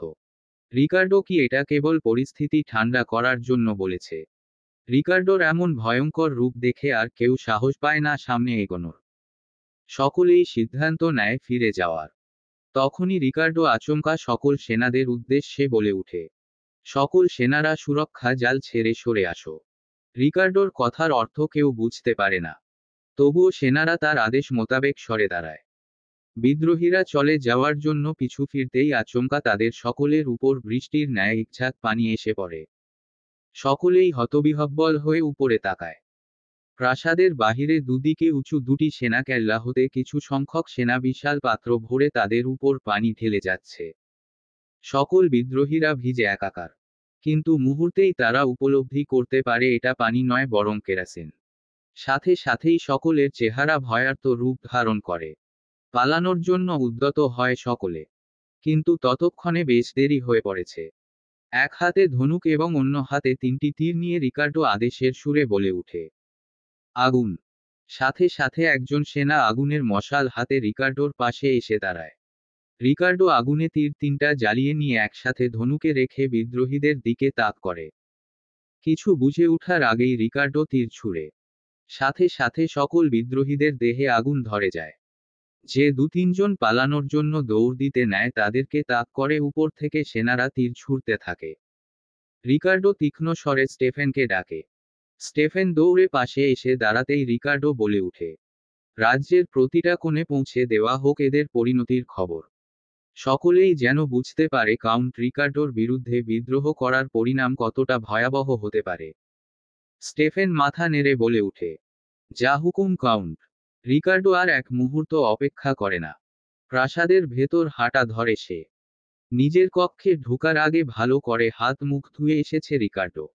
যেন আনাস্তাসিয়া তার কিছুক্ষণ আগের ভয়ঙ্কর রূপ না দেখে নিজের মুখভঙ্গি যথাসাধ্য স্বাভাবিক করে সে কক্ষে প্রবেশ করে। আনাস্তাসিয়াকে যেভাবে রেখে গিয়েছিল এখনো একইভাবে বসে আছে সে কেবল মাথা নিচু করে রেখেছে। রিকার্ডো প্রবেশ করার সাথে সাথেই আনাস্তাসিয়া প্রশ্নের ঝুলি নিয়ে না বসায় বেশ অবাক লাগে রিকার্ডোর। তবুও স্বাভাবিক স্বরে বলে উঠে, বিদ্রোহ শেষ, সকলে উপযুক্ত শাস্তি পেয়ে গিয়েছে, আর রাত জেগো না, ঘুমিয়ে পড়ো তুমি। কথাটুকু বলতে বলতে শার্টের উপরের ব্রিজ কোটটা খুলে ফেলে রিকার্ডো। তখনই আনাস্তাসিয়ার শান্ত স্বর শোনা যায়, ওরাও আমার বাচ্চাটাকে পিশাচ বলল। রিকার্ডো থমকায়, আনাস্তাসিয়ার দিকে ফিরে তাকায়। আনাস্তাসিয়া মুখ তুলে তার দিকে তাকায়। রিকার্ডোর বুকে গিয়ে বিঁধে সেই অশ্রুসিক্ত দৃষ্টি। মুখ ফুটে সে বলে, তোমাকে বলেছিলাম কক্ষ ছেড়ে না বের হতে। আনাস্তাসিয়া বলে, তোমার কি মনে হয় আমি কক্ষ থেকে বের না হলেও বাহিরে কি চলছে তা খবর নিতে পারবো না আমি? রিকার্ডো থমথমে গলায় বলে উঠে, সকলে নিজেদের কৃতকর্মের শাস্তি পেয়েছে। আনাস্তাসিয়া অবজ্ঞার সুরে বলে উঠে, ওদের আর কি দোষ দিব বলো, যেখানে আমার বাচ্চার বাবা নিজেই বাচ্চাটাকে পিশাচ বলে বেড়াচ্ছে। রিকার্ডো জবাব দিতে পারে না, চুপ করে রয়। আনাস্তাসিয়া নিজেই বলে উঠে, এটা কেমন ভালোবাসা রিক, যেখানে তুমি আমাদের ভালোবাসার অংশকেই স্বীকার করতে পারছো না? রিকার্ডো একইভাবে নিশ্চুপ রয়, কিছু বলতে পারে না সে। আনাস্তাসিয়া আবার বলে উঠে, আর কয়দিন আছি আমি পৃথিবীতে? এই কয়দিন আমি আর আমার সন্তান কেন তোমার ভালোবাসা থেকে বঞ্চিত হচ্ছি? রিকার্ডো বলে উঠে, কিছু হবে না তোমার, অযথা চিন্তা বাদ দাও। সত্যটা তুমিও জানো রিক, আমি কি মরার আগে অন্তত একবার তোমার চোখে আমার সন্তানের জন্য ভালোবাসা দেখতে পারবো না? কালকে তুমি ওকে পিশাচ বলছিলে, আজ পুরো পৃথিবী ওকে পিশাচ বলে বেড়াচ্ছে, অথচ আমার বাচ্চাটা এখনো পৃথিবীর আলোই দেখল না। ওর কি অপরাধ আমাকে বলতে পারো? কেন এত ঘৃণা পাচ্ছে ও? কেন ওকে মন থেকে মেনে নিতে পারছো না কেউ? আমি তো আমার বাচ্চাটাকে রেখে শান্তিতে মরতেও পারবো না, কারণ আমার বুঝা হয়ে গিয়েছে আমি যাওয়ার পর কেউ আমার বাচ্চার ঢাল হবে না, কেউ ওকে বুকে আগলে রাখবে না। বলতে বলতে কান্না করে দেয় আনাস্তাসিয়া। রিকার্ডো বিচলিত হয়, ব্যস্ত পায়ে এগিয়ে এসে আনাস্তাসিয়ার সামনে বসে দুহাতে আনাস্তাসিয়ার চোখের পানি মুছে দেয়। উদ্বিগ্ন গলায় বলে উঠে, ও পিশাচ না, ও তোমার অংশ, আর তোমার অংশ কখনো পিশাচ হতে পারে না। ওর ঢাল হিসেবে কাউকে প্রয়োজন নেই। রিকার্ডো আর আনাস্তাসিয়ার সন্তানের ঢাল হিসেবে কারো প্রয়োজন নেই। ও নিজেই নিজের ঢাল হবে, আর তোমরাও কিচ্ছু হবে না, আমি হতে দিব না। আনাস্তাসিয়া কথা বলতে পারে না, কাঁদতে থাকে। রিকার্ডো এবার আনাস্তাসিয়াকে বুকে জড়িয়ে নেয়, বলে উঠে, শেষবারের মতো তোমার রিকের উপর ভরসা রাখো, আমি সবটা সামলে নিব। আনাস্তাসিয়া কথা বলতে পারে না, চুপচাপ কাঁদতে থাকে। আচমকা সে আহ বলে আর্তনাদ করে উঠে। রিকার্ডো আনাস্তাসিয়াকে ছেড়ে দিয়ে বিচলিত সুরে প্রশ্ন করে, কি হয়েছে নাসিয়া, খারাপ লাগছে? আনাস্তাসিয়া কিছু না বলে হাত বাড়িয়ে রিকার্ডোর হাত ধরে, তারপর তা আলতো করে নিজের পেটের উপর নিয়ে রাখে। রিকার্ডোর বিচলিত চোখজোড়া মুহূর্তেই শান্ত হয়ে যায় আচমকা। সে অনুভব করে আনাস্তাসিয়ার গাউন দ্বারা আবৃত পেটের ভেতর একটি প্রাণের নড়াচড়া। রিকার্ডো বাকরুদ্ধ হয়ে রয়। আনাস্তাসিয়া রিকার্ডোর দিকে অশ্রুসিক্ত নয়নে তাকিয়ে আছে। রিকার্ডো হঠাৎ আলতো করে মাথা নামিয়ে আনাস্তাসিয়ার পেটে চুমু খায়। তারপর ফিসফিসিয়ে বলে উঠে, বাবাকে মাফ করে দিও, বাবা তোমাকে অনেক ভালোবাসি। বাচ্চাটা আবার কিছুটা নড়াচড়া করে, তা অনুভব করেই রিকার্ডো মৃদু হাসে। সোজা হয়ে বসে আনাস্তাসিয়াকে জড়িয়ে ধরে সে। তারপর বলে উঠে, তোমাকেও ভালোবাসি অনেক। আনাস্তাসিয়া কিছু না বলে দুহাতে রিকার্ডোর গলা জড়িয়ে ধরে। এই দিনের এই মুহূর্তের অপেক্ষাই ছিল সে। এখন মরে গেলেও আর কোনো আফসোস থাকবে না তার। রিকার্ডো আনাস্তাসিয়ার মাথায় চুমু খেয়ে বলে উঠে, তোমাদের উপর আসা সকল বিপদ রিকার্ডোর বুকে এসে বিনাশ হোক। কোনো কালো ছায়া তোমাদের ছোঁয়ার আগেই আমার হাতে তার মৃত্যু হোক। বাহিরে সূর্যের তীর্যক আলো ছড়িয়ে পড়তেই আনাস্তাসিয়ার ঘুম ভাঙে। কিন্তু ঘুম ভাঙতেই সে বেশ অবাক হয়। রিকার্ডো তার সামনেই বসে ছিল। সাধারণত এই সময় রিকার্ডো প্রাসাদে থাকে না। তবে আজ কি করছে? আনাস্তাসিয়ার ঘুম ভাঙতে দেখেই রিকার্ডো তাকে উঠে বসতে সাহায্য করে। আনাস্তাসিয়া বিস্মিত স্বরে প্রশ্ন করে, তুমি এখনো প্রাসাদে? আজকে রাজধানীতে কোনো কাজ ছিল না? রিকার্ডো বলে, সকাল সকাল উঠেই সব কাজ শেষ করে এসে তোমার ঘুম থেকে ওঠার অপেক্ষায় ছিলাম। আনাস্তাসিয়া অবাক হয়। কিছু বলতে পারে না সে। আপাতত বেশ ফুটবল লাগছে তার। রিকার্ডো নিজেই প্রশ্ন করে, খিদে পেয়েছে? আনাস্তাসিয়া মাথা নেড়ে হ্যাঁ জানায়। রিকার্ডো সাথে সাথে নিজের হাত পেতে দেয় আনাস্তাসিয়ার সামনে। আনাস্তাসিয়া প্রশ্নবোধক দৃষ্টিতে তাকিয়ে আছে তার দিকে। রিকার্ডো বলে, আজকে প্রতি প্রহরেই আহার হিসেবে তোমাকে আমার রক্ত পান করতে হবে। আনাস্তাসিয়া বলে, হঠাৎ আজ? কারণ একটা চমক আছে। আপাতত কথা না বলে তুমি পান করো। আনাস্তাসিয়া আর কথা না বলে চুপচাপ রিকার্ডোর হাত টেনে রক্ত পান করা শুরু করে। এভাবেও তার প্রচুর খিদে পেয়েছিল। রক্তপান শেষ হতেই রিকার্ডো বিছানা ছেড়ে দাঁড়িয়ে আনাস্তাসিয়াকে কোলে তুলে নেয়। আনাস্তাসিয়া সন্দিহান গলায় প্রশ্ন করে, আজকে তোমার কি হয়েছে বলো তো? রিকার্ডো আনাস্তাসিয়ার কথার জবাবে কেবল হাসে সামান্য। তারপর আয়নার সামনে দাঁড়িয়ে আনাস্তাসিয়াকে কোল থেকে নামিয়ে দেয়। আনাস্তাসিয়া সামনে ফিরে আয়নার দিকে তাকাতেই অবাক হয়ে যায় অনেকটা। সে ঘাড় ঘুরিয়ে একবার চমকে রিকার্ডোর দিকে তাকায় তো আবার আয়নার দিকে। ফ্যাকাসে ভাব অনেকটা কমে এসেছে তার চেহারায়। শরীরও অনেকটা কম শুকনো লাগছে তুলনামূলক। আনাস্তাসিয়া বিস্মিত স্বরে প্রশ্ন করে, কিভাবে সম্ভব? রিকার্ডো ফিসফিসিয়ে আনাস্তাসিয়ার কানে কানে বলে, তোমার স্বামীর রক্তের জাদু। আনাস্তাসিয়াকে কিছু বলার সুযোগ না দিয়েই রিকার্ডো বলে উঠে, এখন তাড়াতাড়ি তৈরি হয়ে নাও, আমরা একটা জায়গায় যাব। আনাস্তাসিয়া ভ্রু কুঁচকে প্রশ্ন করে, এই অবস্থায় আমি কোথায় যাব? সেটা গেলেই দেখতে পারবে। কিন্তু আপাতত তুমি তাড়াতাড়ি তৈরি হয়ে নাও। বলেই রিকার্ডো চলে যায় আনাস্তাসিয়ার জন্য নিজের পছন্দ মতো গাউন বের করতে। আনাস্তাসিয়া আজকে অবাকের উপর অবাক হচ্ছে। সাধারণত তো রিকার্ডো তাকে বিছানা ছেড়েও নামার অনুমতি দেয় না, তাহলে আজকে তার কি হলো? রাজসভার বাহিরে দাঁড়িয়ে ম্যাথিউ প্রধান সেনাপতি স্টেফেনের সাথে কথা বলছে। তাদের কথার প্রসঙ্গ হচ্ছে আজ সকালে ঘটে যাওয়া ঘটনা। আজ সকালেই রাজসভায় সকলের সামনে রিকার্ডো চারজন উচ্চপদস্থ মন্ত্রীকে মৃত্যুদণ্ড দেয়। মৃত্যুদণ্ড দেওয়ার অবশ্য কারণ আছে। বেশ কয়েক মাস ধরেই ম্যাথিউ এই বিদ্রোহীদের খবরাখবর রাখছিল। অবশেষে গতরাতে এই বিদ্রোহের ঘটনার পর সে গোপন সূত্রে জানতে পারে যে এসব বিদ্রোহীদের উস্কানোর পিছনে রাজ্যের উচ্চপদস্থ কিছু মন্ত্রীদের হাত রয়েছে। খবরটা সে সর্বপ্রথম রিকার্ডোর কানে দেয়। তাই আজ সকাল সকালই রিকার্ডো তাদের মৃত্যুদণ্ড দেয়। কিন্তু ম্যাথিউর ভয় হচ্ছে অন্য জায়গায়। তার মনে হচ্ছে এই বিদ্রোহ এত সহজে দমবে না। হয়তো এই বিদ্রোহে আরও কোনো মন্ত্রীরাও জড়িত। সুযোগ বুঝে তারা আবার প্রজাদের বিদ্রোহের জন্য উস্কে দিবে।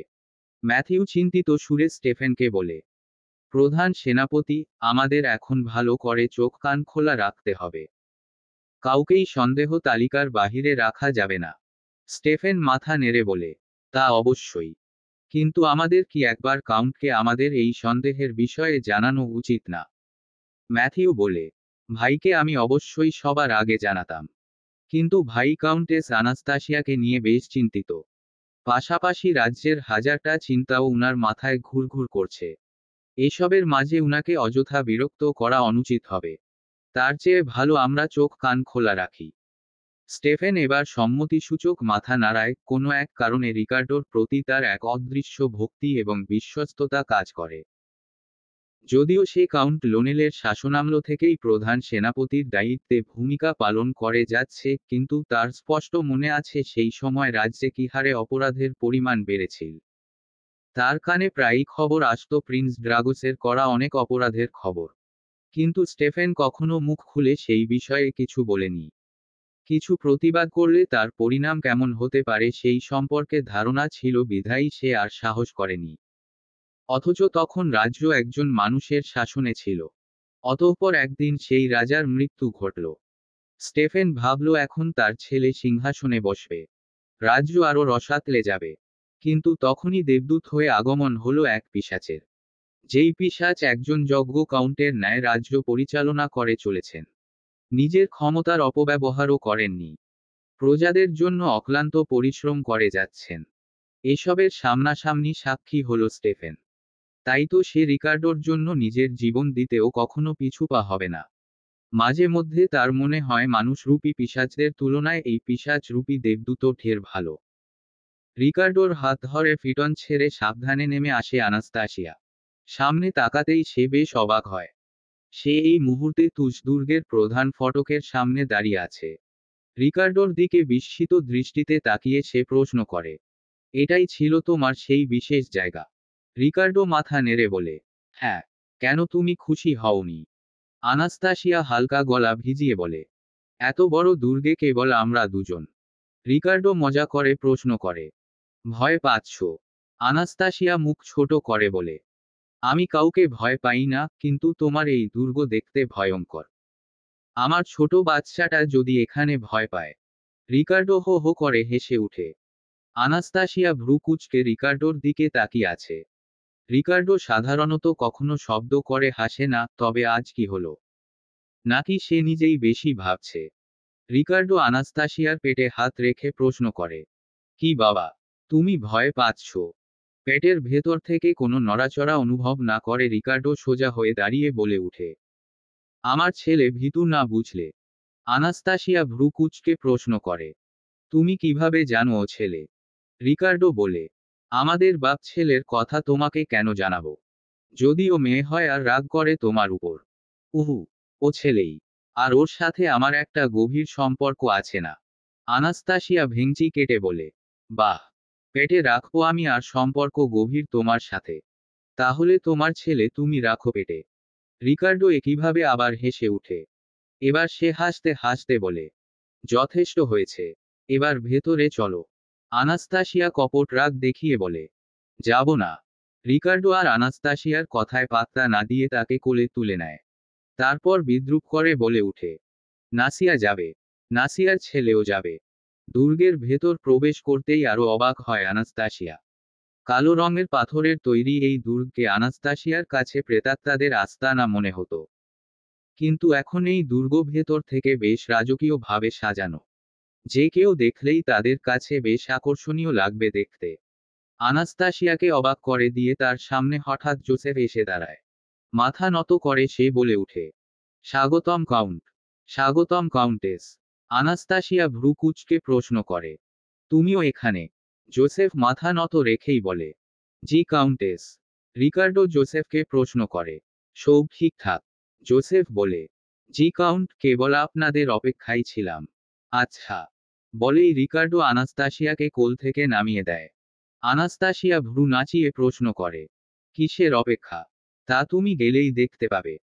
এটুকু বলে রিকার্ডো আনাস্তাসিয়ার হাত ধরে হলরুমের দিকে এগিয়ে যায়। জোসেফ পিছন থেকে তাদের যাওয়ার পানে তাকিয়ে একটা দীর্ঘশ্বাস ফেলে।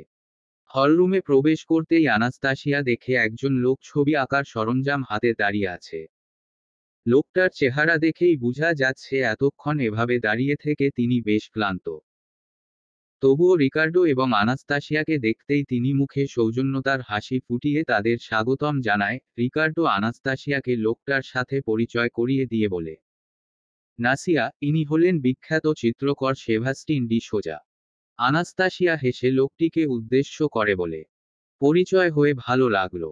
লোকটিও হেসে কুশল বিনিময় করে রিকার্ডোকে বলে উঠে, আপনার অনুমতি থাকলে আমরা শুরু করি কাউন্ট। রিকার্ডো জবাব দেয়, জি অবশ্যই। রিকার্ডো এগিয়ে গিয়ে সিংহাসনে বসে, আনাস্তাসিয়া তার পাশে দাঁড়িয়ে প্রশ্ন করে, তুমি তোমার চিত্র আঁকাবে? আমার একার নয়, আমাদের তিনজনের। কথাটুকু বলেই রিকার্ডো আনাস্তাসিয়াকে টেনে নিজের কোলে উরুর উপর বসিয়ে দেয়। আচমকা রিকার্ডোর এরকম কাণ্ডে আনাস্তাসিয়া লজ্জা পায় বেশ। সে মাথা নত করে নিচে তাকিয়ে থাকে। রিকার্ডো ফিসফিসিয়ে বলে উঠে, লজ্জাটুকু আমার জন্য জমিয়ে রাখো। আপাতত সামনে তাকাও। আনাস্তাসিয়া রিকার্ডোর কথা মানে। চুপচাপ চোখ তুলে এবার সে সামনের দিকে তাকায়। চিত্রকর সেভাস্টিন হাসিমুখে বিশাল কাগজে রং ব্যবহার শুরু করে। সর্বপ্রথমই সে আঁকে দুজোড়া অদ্ভুত সুন্দর চোখ, নীলকান্তমণি এবং সবুজনেত্র। চিত্রকর্ম মোটামুটি শেষ হতেই রিকার্ডো সেভাস্টিন নামক লোকটাকে পৌঁছে দেওয়ার আদেশ দেয় জোসেফকে। বাকিটুকু চিত্রকর্ম তিনি সম্পূর্ণ করে রাজপ্রাসাদে নিয়ে পৌঁছে দিবেন। এতক্ষণ বসে থেকে আনাস্তাসিয়ার খুব পা ব্যথা করছে। এভাবেও তার পায়ে কিছুটা পানি জমে ফুলে আছে। রিকার্ডো আর আনাস্তাসিয়াকে নিয়ে হলরুমে অপেক্ষা করে না।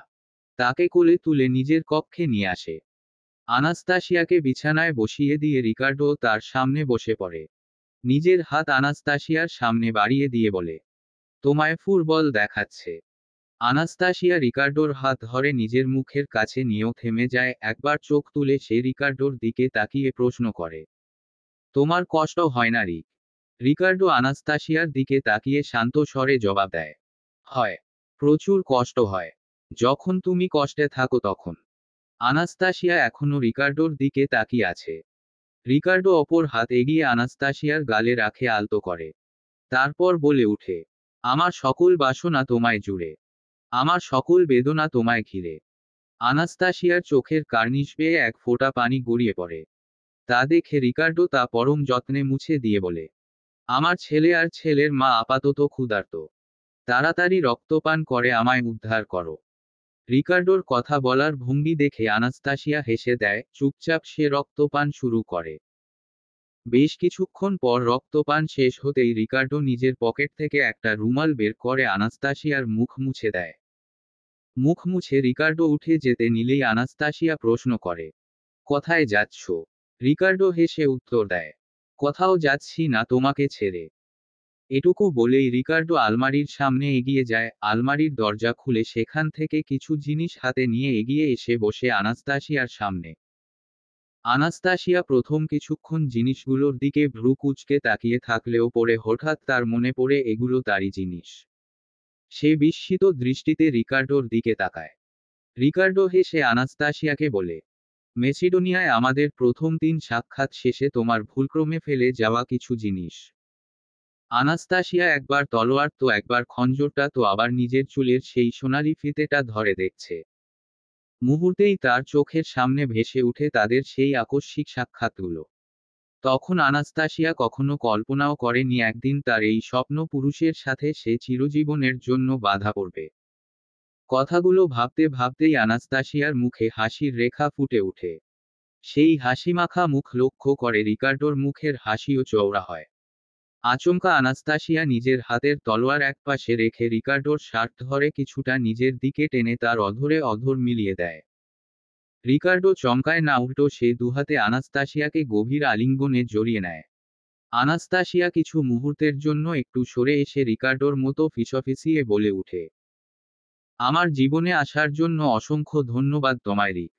রিকার্ডো একইভাবে ফিসফিসিয়ে বলে উঠে, আর আমার মতো অধমকে ভালোবাসার জন্য অসংখ্য ধন্যবাদ তোমায় জংলি বিড়াল। রিকার্ডোর জংলি বিড়াল সম্বোধনে আনাস্তাসিয়া রাগ হয় না আজ।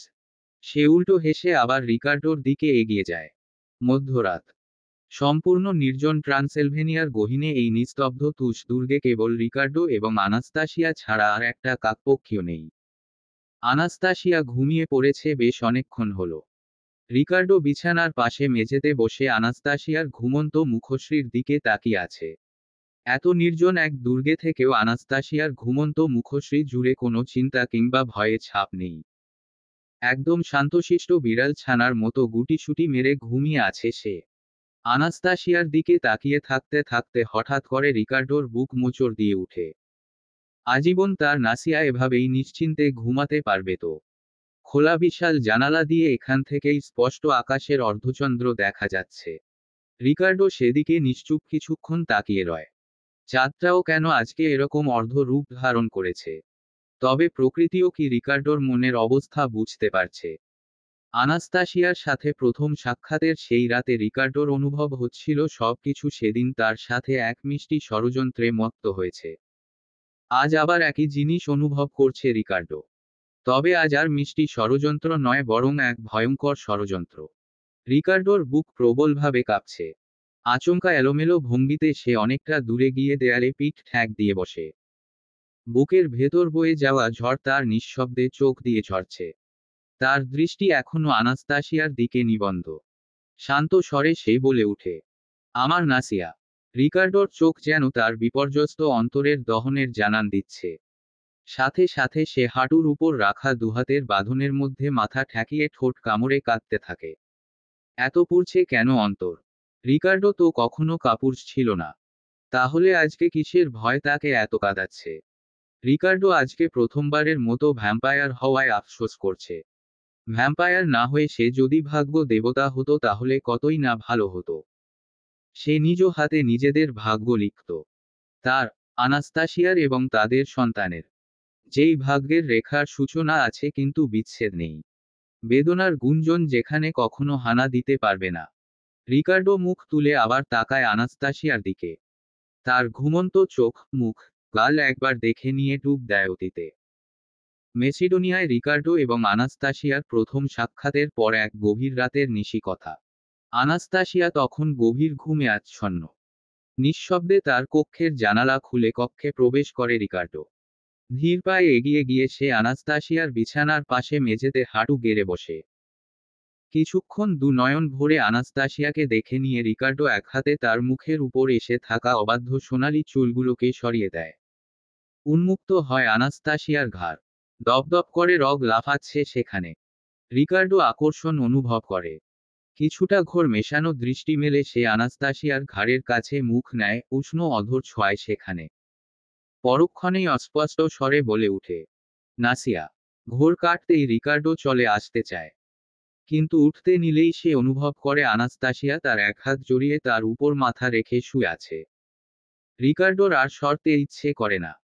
সে সারা রাত সেভাবেই আনাস্তাসিয়ার পাশে মেঝেতে বসে তার দিকে তাকিয়ে থেকেই রাত পার করে দেয়। ভোরের আলো ফুটার আগে রিকার্ডো বাধ্য হয়ে আনাস্তাসিয়ার হাত থেকে নিজের হাত ছাড়িয়ে সেখান থেকে বেরিয়ে আসে। আনাস্তাসিয়ার অস্পষ্ট শব্দে অতীত থেকে বর্তমানে ফিরে রিকার্ডো। সামনে তাকিয়ে দেখে আনাস্তাসিয়া পেটে হাত রেখে সামান্য নড়ে উঠেছে।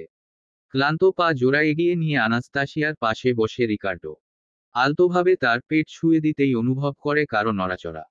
রিকার্ডো ধীর স্বরে বলে উঠে, বাবা, তোমাদের জন্য সব করতে পারি। আমাকে ক্ষমা করে দিও। আমি তোমার কাছে শ্রেষ্ঠ বাবা না হতে পারলেও তুমি তোমার মায়ের কাছে শ্রেষ্ঠ সন্তান হয়ে দেখাবে তা নিয়ে আমার কোনো সন্দেহ নেই। কথাটুকু বলেই রিকার্ডো আনাস্তাসিয়ার পেটে চুমু খায় একটা। তারপর মাথা তুলে আনাস্তাসিয়ার কপালে, মুখে, ঠোঁটে সময় নিয়ে চুমু খায়। ভাগ্যিস অন্তঃসত্ত্বা হওয়ার পর থেকে আনাস্তাসিয়ার ঘুম গভীর হয়েছে। তাই সে টের পায়নি। শেষবারের মতো রিকার্ডো আনাস্তাসিয়ার কানের কাছে ফিসফিসিয়ে বলে উঠে, আমার বিষণ্ণ সুন্দর তাপস্যা। এটাই আমার শেষ ছোঁয়া। আমার নিশি রাতের আরাধ্যা। আর কোনো জন্মেই হবে না পাওয়া। আজকের সূর্যের তীর্যকতা অন্য দিনের তুলনায় অধিক মনে হচ্ছে। ম্যাথিউ চিন্তিত ভঙ্গিতে পা ফেলে রিকার্ডোর কক্ষের দিকে যাচ্ছে। আজ সকালে রাজসভায় রিকার্ডোর অনুপস্থিতি সবাইকেই বেশ অবাক করেছে। কাল থেকে এই পর্যন্ত একবারও রিকার্ডোর সাথে ম্যাথিউর দেখা হয়নি। কাল রিকার্ডোর কক্ষের সামনে গেলে প্রহরী তাকে জানিয়েছিল কাউন্ট কাউকে বিরক্ত করতে নিষেধ করেছে। তাই ম্যাথিউ আর আগ বাড়িয়ে কিছু বলেনি। তার মনে হচ্ছিল রিকার্ডো এবং আনাস্তাসিয়ার একান্তে কিছু সময় পার করা দরকার।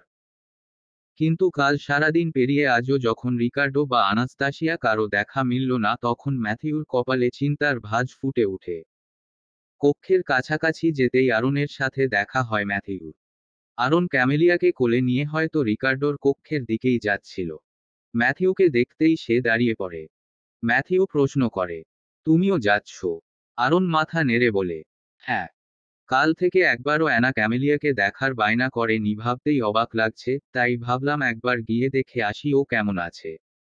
ম্যাথিউ বলে, চলো।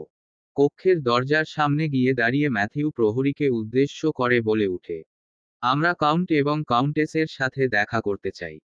প্রহরী মাথা নত করে বলে উঠে, তা সম্ভব নয়। ম্যাথিউ কণ্ঠে রাগের সুর মিলিয়ে বলে, কেন? কারণ কাউন্ট এবং কাউন্টেস প্রাসাদে নেই। ম্যাথিউ এবং আরন অবাক হয়। আরন প্রশ্ন করে, প্রাসাদে নেই মানে? কোথায় গিয়েছে তারা? কখন গিয়েছে? প্রহরী মাথা নত করে বলে উঠে, কালকেই তারা গিয়েছেন।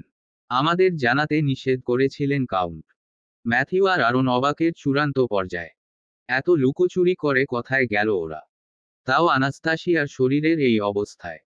পাশ থেকে আরেকজন প্রহরী ম্যাথিউর দিকে একটি খাম এগিয়ে দিয়ে বলে, কাউন্ট এটা আপনাকে দিতে বলেছেন। খাম দেখে ম্যাথিউ এবং আরন দুজনের ভ্রু জোড়াই কুঁচকে উঠে। ম্যাথিউ কাঁপা কাঁপা হাতে খাম খুলে ভেতর থেকে চিঠি বের করে। চিঠির কাগজটা খুলতেই ম্যাথিউর শরীর তিরতির করে কাঁপতে থাকে। ম্যাথিউকে দেখে আরনের ভয় করে। সে প্রশ্ন করে, কি লেখা আছে চিঠিতে? ম্যাথিউ কোনো মতে জবাব দেয়, তুজ দুর্গে যেতে হবে আমাদের এই মুহূর্তে। আরন ম্যাথিউকে হাত ধরে থামায়, বলে, দাঁড়াও, তুমি এই অবস্থায় বের হতে পারবে না। বাহিরে সূর্যের তাপ দেখেছ, ফিটন ছাড়া পৌঁছাতে পারবে না। ম্যাথিউর আগে ঘন ঘন নিঃশ্বাস ফেলে প্রহরীদের উদ্দেশ্যে বলে উঠে, কিসের অপেক্ষা করছো? জলদি গিয়ে বলো ফিটন তৈরি করতে। প্রহরী আদেশ পেতেই এক প্রকার ছুটে যায়। আরন নির্দিষ্ট করে জানে না কি হচ্ছে, তবে এতটুকু আঁচ করতে পারছে বড় কোনো বিষয় ঘটেছে বা ঘটতে চলেছে।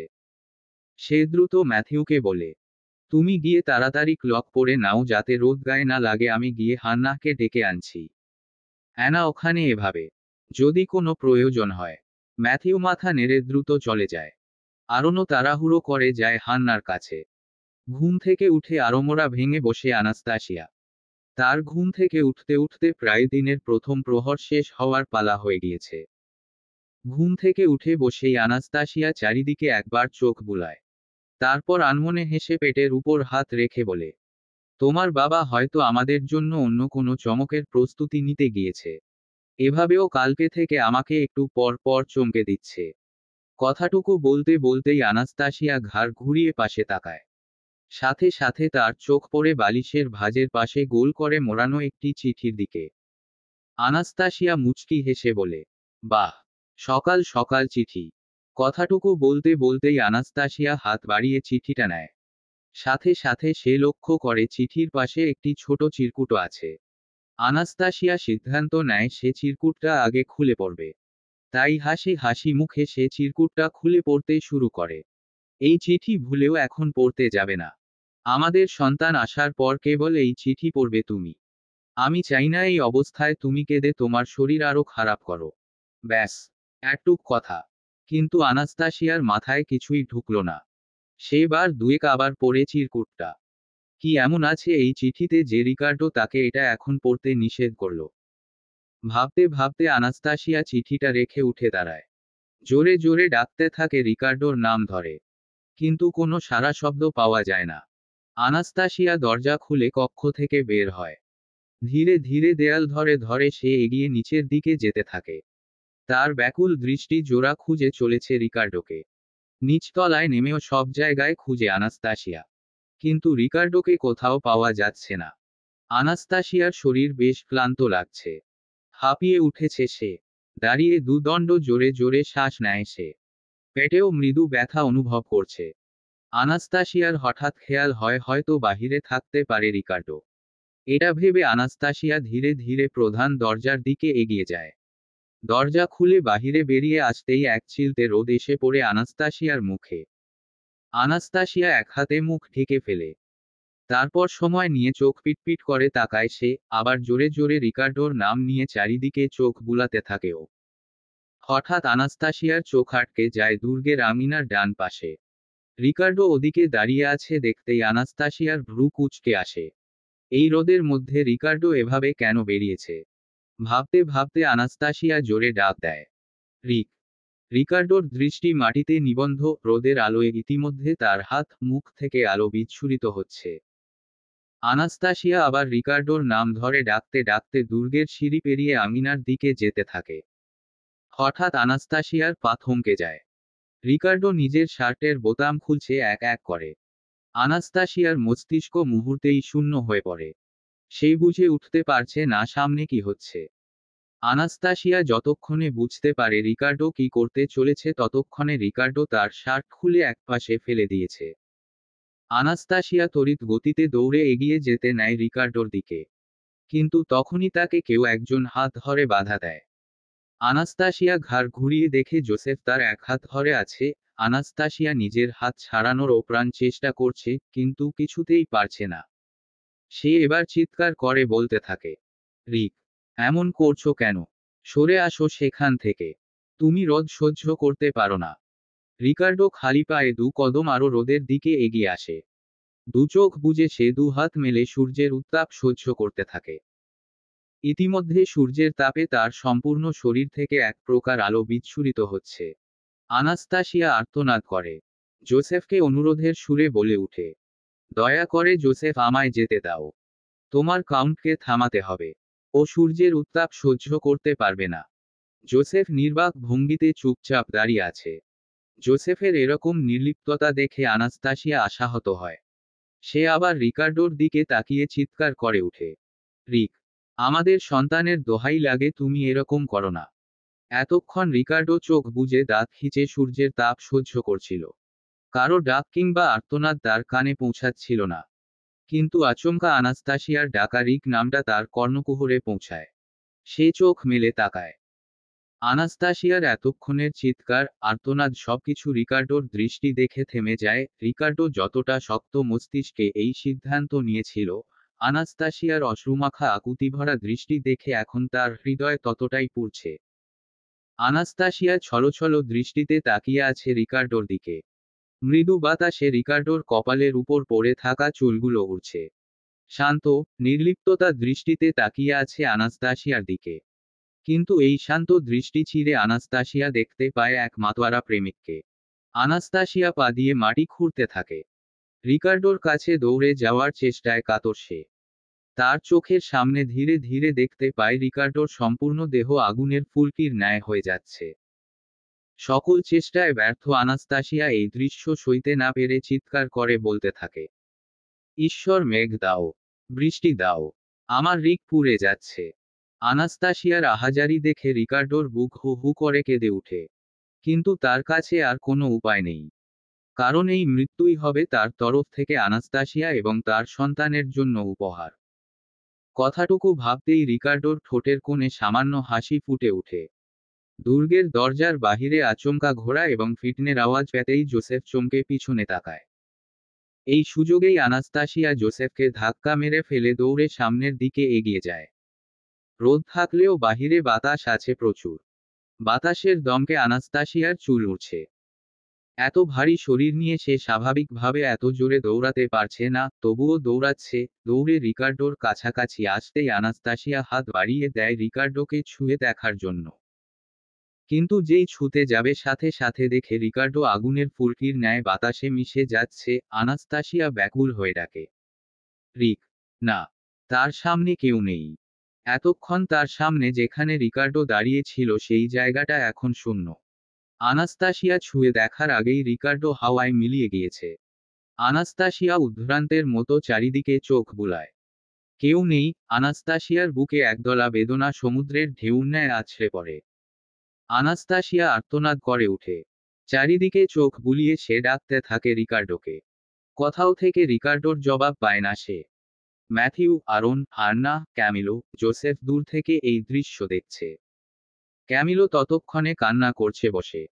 হান্না হতভম্ব হয়ে তাকিয়ে আছে। তার বিশ্বাস হচ্ছে না এইমাত্র চোখের সামনে ঘটে যাওয়া ঘটনা। ম্যাথিউ শব্দ করছে না, তবে কাঁদছে। তার বুঝতে বাকি নেই সকালের ওই চিঠিতে রিকার্ডো কেন তাকে ক্যামিলোর খেয়াল রাখতে বলেছিল। সামনে ওদেরকে দেখে আনাস্তাসিয়া উদ্ভ্রান্তের মতো ছুটে আসে তাদের দিকে। এসে সে সর্বপ্রথম আরনের হাত ধরে বলে উঠে, ভাই, ভাই, রিক কোথায়? ও মাত্র আমার চোখের সামনে ছিল। কোথায় ও? আরন কোনো জবাব দিতে পারে না। নিষ্পলক তাকিয়ে থাকে আনাস্তাসিয়ার দিকে। এই ব্যথা আরনের নিত্যদিনের সঙ্গী। সে উপলব্ধি করতে পারছে আনাস্তাসিয়ার অবস্থা। আরনের থেকে কোনো জবাব না পেয়ে আনাস্তাসিয়া ক্যামিলোর সামনে দাঁড়িয়ে বলে, মা, রিক, ও কোথায় গেল? ক্যামিলো কাঁদছে কেবল। কোনো জবাব দিতে পারে না। আনাস্তাসিয়া ম্যাথিউর সামনে গিয়ে তার হাত ধরে ঝাঁকিয়ে বলতে থাকে, ম্যাথিউ, তোমার ভাই। খুঁজো ওকে, রিককে খুঁজে এনে দাও। আমার রিক কোথায়? কথাটুকু বলে আনাস্তাসিয়া আবার দুর্গের আঙিনার ডান পাশের দিকে ছুটে যায়। বাস্তব দুনিয়া থেকে বেরিয়ে এসেছে সে। ঘুরতে ঘুরতে সে এবার কাউকেই দেখতে পাচ্ছে না চারিদিকে। আনাস্তাসিয়া শেষবারের মতো চিৎকার করে ডাকে রিকার্ডোকে। এরপর আর শব্দ করতে পারছে না সে। তার গলা স্তব্ধ হয়ে এসেছে চিৎকার করতে করতে। রিকার্ডো কিছুক্ষণ আগে যেখানে দাঁড়িয়ে ছিল সেখানে হাঁটু ভেঙে বসে পড়ে আনাস্তাসিয়া। দুহাতের মুঠোয় কিছুটা মাটি টেনে তুলে সে কাঁদতে কাঁদতে। আনাস্তাসিয়াকে এই অবস্থায় দেখে হান্নাহ বিচলিত গলায় বলে উঠে, ওকে থামাও। এরকম করতে থাকলে ওর আর বাচ্চার ক্ষতি হয়ে যাবে। ম্যাথিউ আর ক্যামিলো এখন স্বাভাবিক অবস্থায় নেই। তাই আরন নিজে এগিয়ে যায় আনাস্তাসিয়ার দিকে। আনাস্তাসিয়ার পাশে বসে সে হাত ধরে তাকে টেনে তোলার চেষ্টা করে। লাভ হয় না। আনাস্তাসিয়া আরনকে ধাক্কা দিয়ে সরিয়ে মাটির দিকে তাকিয়ে বলে উঠে, যাব না, যাব না। আরন চাইলেও আনাস্তাসিয়াকে জোর করে টেনে তুলতে পারছে না। তাই সে নরম গলায় বলে, অ্যানা, এরকম করে না। বাচ্চাটার কথা ভাবো। আনাস্তাসিয়া জবাব দেয় না। সে ফুপিয়ে ফুপিয়ে কাঁদছে। আরন আবার আনাস্তাসিয়াকে তোলার জন্য হাত ধরতেই আনাস্তাসিয়া এক ঝটকায় সেই হাত সরিয়ে আরনের দিকে ক্ষুব্ধ বাঘিনীর দৃষ্টিতে তাকায়। চিল্লিয়ে বলে উঠে, আমি বলেছি না আমি যাব না। আরন ভয় পায় কিছুটা। দিনের বেলায়ও আনাস্তাসিয়ার এরকম বিপর্যস্ত অবস্থা এবং ক্ষুব্ধ রূপ দেখলে যে কেউ ভাববে তার উপর অশরীরী ভর করেছে। তাছাড়া তার গায়ের এই সাদা গাউন দেখে মনে হচ্ছে তার এই বিপর্যস্ত রূপকে পূর্ণতা দিতেই এটা পড়েছে আনাস্তাসিয়া। ম্যাথিউ দূর থেকে দেখে এই সম্পূর্ণ দৃশ্য। তার মনে পড়ে যায় সকালের লেখা সেই চিঠিতে রিকার্ডোর বলা আরেকটা কথা, আমার নাসিয়ার কোনো ক্ষতি হতে দিবি না। ও নিজের কোনো ক্ষতি যেন না করতে পারে সেই খেয়াল রাখবি। ম্যাথিউ নিজের চোখ মুছে নেয়। সে আনাস্তাসিয়ার দিকে এগিয়ে গিয়ে বলে উঠে, আনাস্তাসিয়া উঠে দাঁড়াও। আনাস্তাসিয়া কোনো প্রত্যুত্তর না করে একইভাবে বসে কাঁদছে। ম্যাথিউ সাথে সাথে আনাস্তাসিয়ার এক হাত ধরে একটানে তাকে দাঁড় করায়। আনাস্তাসিয়া আবার ক্ষুব্ধ হয়। রাগে সে ম্যাথিউর গালে একটা চড় বসায়। হিংস্র স্বরে ফোঁসফাস করতে করতে সে বলে উঠে, আমাকে কেউ ছুবে না। আমি রিকের কোথাও যাব না। আমি অপেক্ষা করব। আমার রিক ফিরবে। কথাটুকু বলতে বলতে আনাস্তাসিয়া পেটে হাত রেখে আর্তনাদ করে উঠে। ম্যাথিউ, আরন দুজনেই চিন্তিত সুরে প্রশ্ন করে, কি হয়েছে? আনাস্তাসিয়া জবাব দিতে পারে না। তার যন্ত্রণা বেড়ে চলেছে। সে আরো জোরে আর্তনাদ করতে শুরু করে। ক্যামিলো, হান্নাহ, জোসেফ আনাস্তাসিয়ার কাছে এগিয়ে আসে দ্রুত। হান্নাহ বলে উঠে, কাউন্টেসকে দ্রুত কক্ষে নিয়ে যাও। ম্যাথিউ আগ বাড়িয়ে আনাস্তাসিয়াকে ধরতে নিয়েও আর ধরে না। সে আরনকে বলে যেন আনাস্তাসিয়াকে কক্ষ পর্যন্ত পৌঁছে দেয়। আরন সাথে সাথে আনাস্তাসিয়াকে পাজাকোলে তুলে দুর্গের ভেতর তার কক্ষে নিয়ে যায়। হান্নাহ জোসেফকে বলে গরম পানি এবং কিছু পরিষ্কার কাপড়ের ব্যবস্থা করতে। জোসেফ কিছুক্ষণের মধ্যেই সব নিয়ে ফিরে আসে। হান্নাহ সেগুলো নিয়ে কক্ষের ভেতর যেতে নিলেই জোসেফ পকেট থেকে একটি ছোট কাঠের বাক্স বের করে হান্নার হাতে দিয়ে বলে, আর কিছুক্ষণের মধ্যেই পূর্ণগ্রাস সূর্যগ্রহণ হবে। ঠিক সূর্যগ্রহণের সময় এটা কাউন্টেসকে খাইয়ে দিবে। আরন, ম্যাথিউ এবং হান্নাহ তিনজনের ভ্রুই কুঁচকে আসে। হান্নাহ প্রশ্ন করে, এর ভেতর কি আছে? জোসেফ উত্তর দেয়, প্রতিকার। সকলেই ভ্রু কুঁচকে তাকিয়ে আছে জোসেফের দিকে। কক্ষের ভেতর ক্যামিলো আনাস্তাসিয়ার সাথে আছে।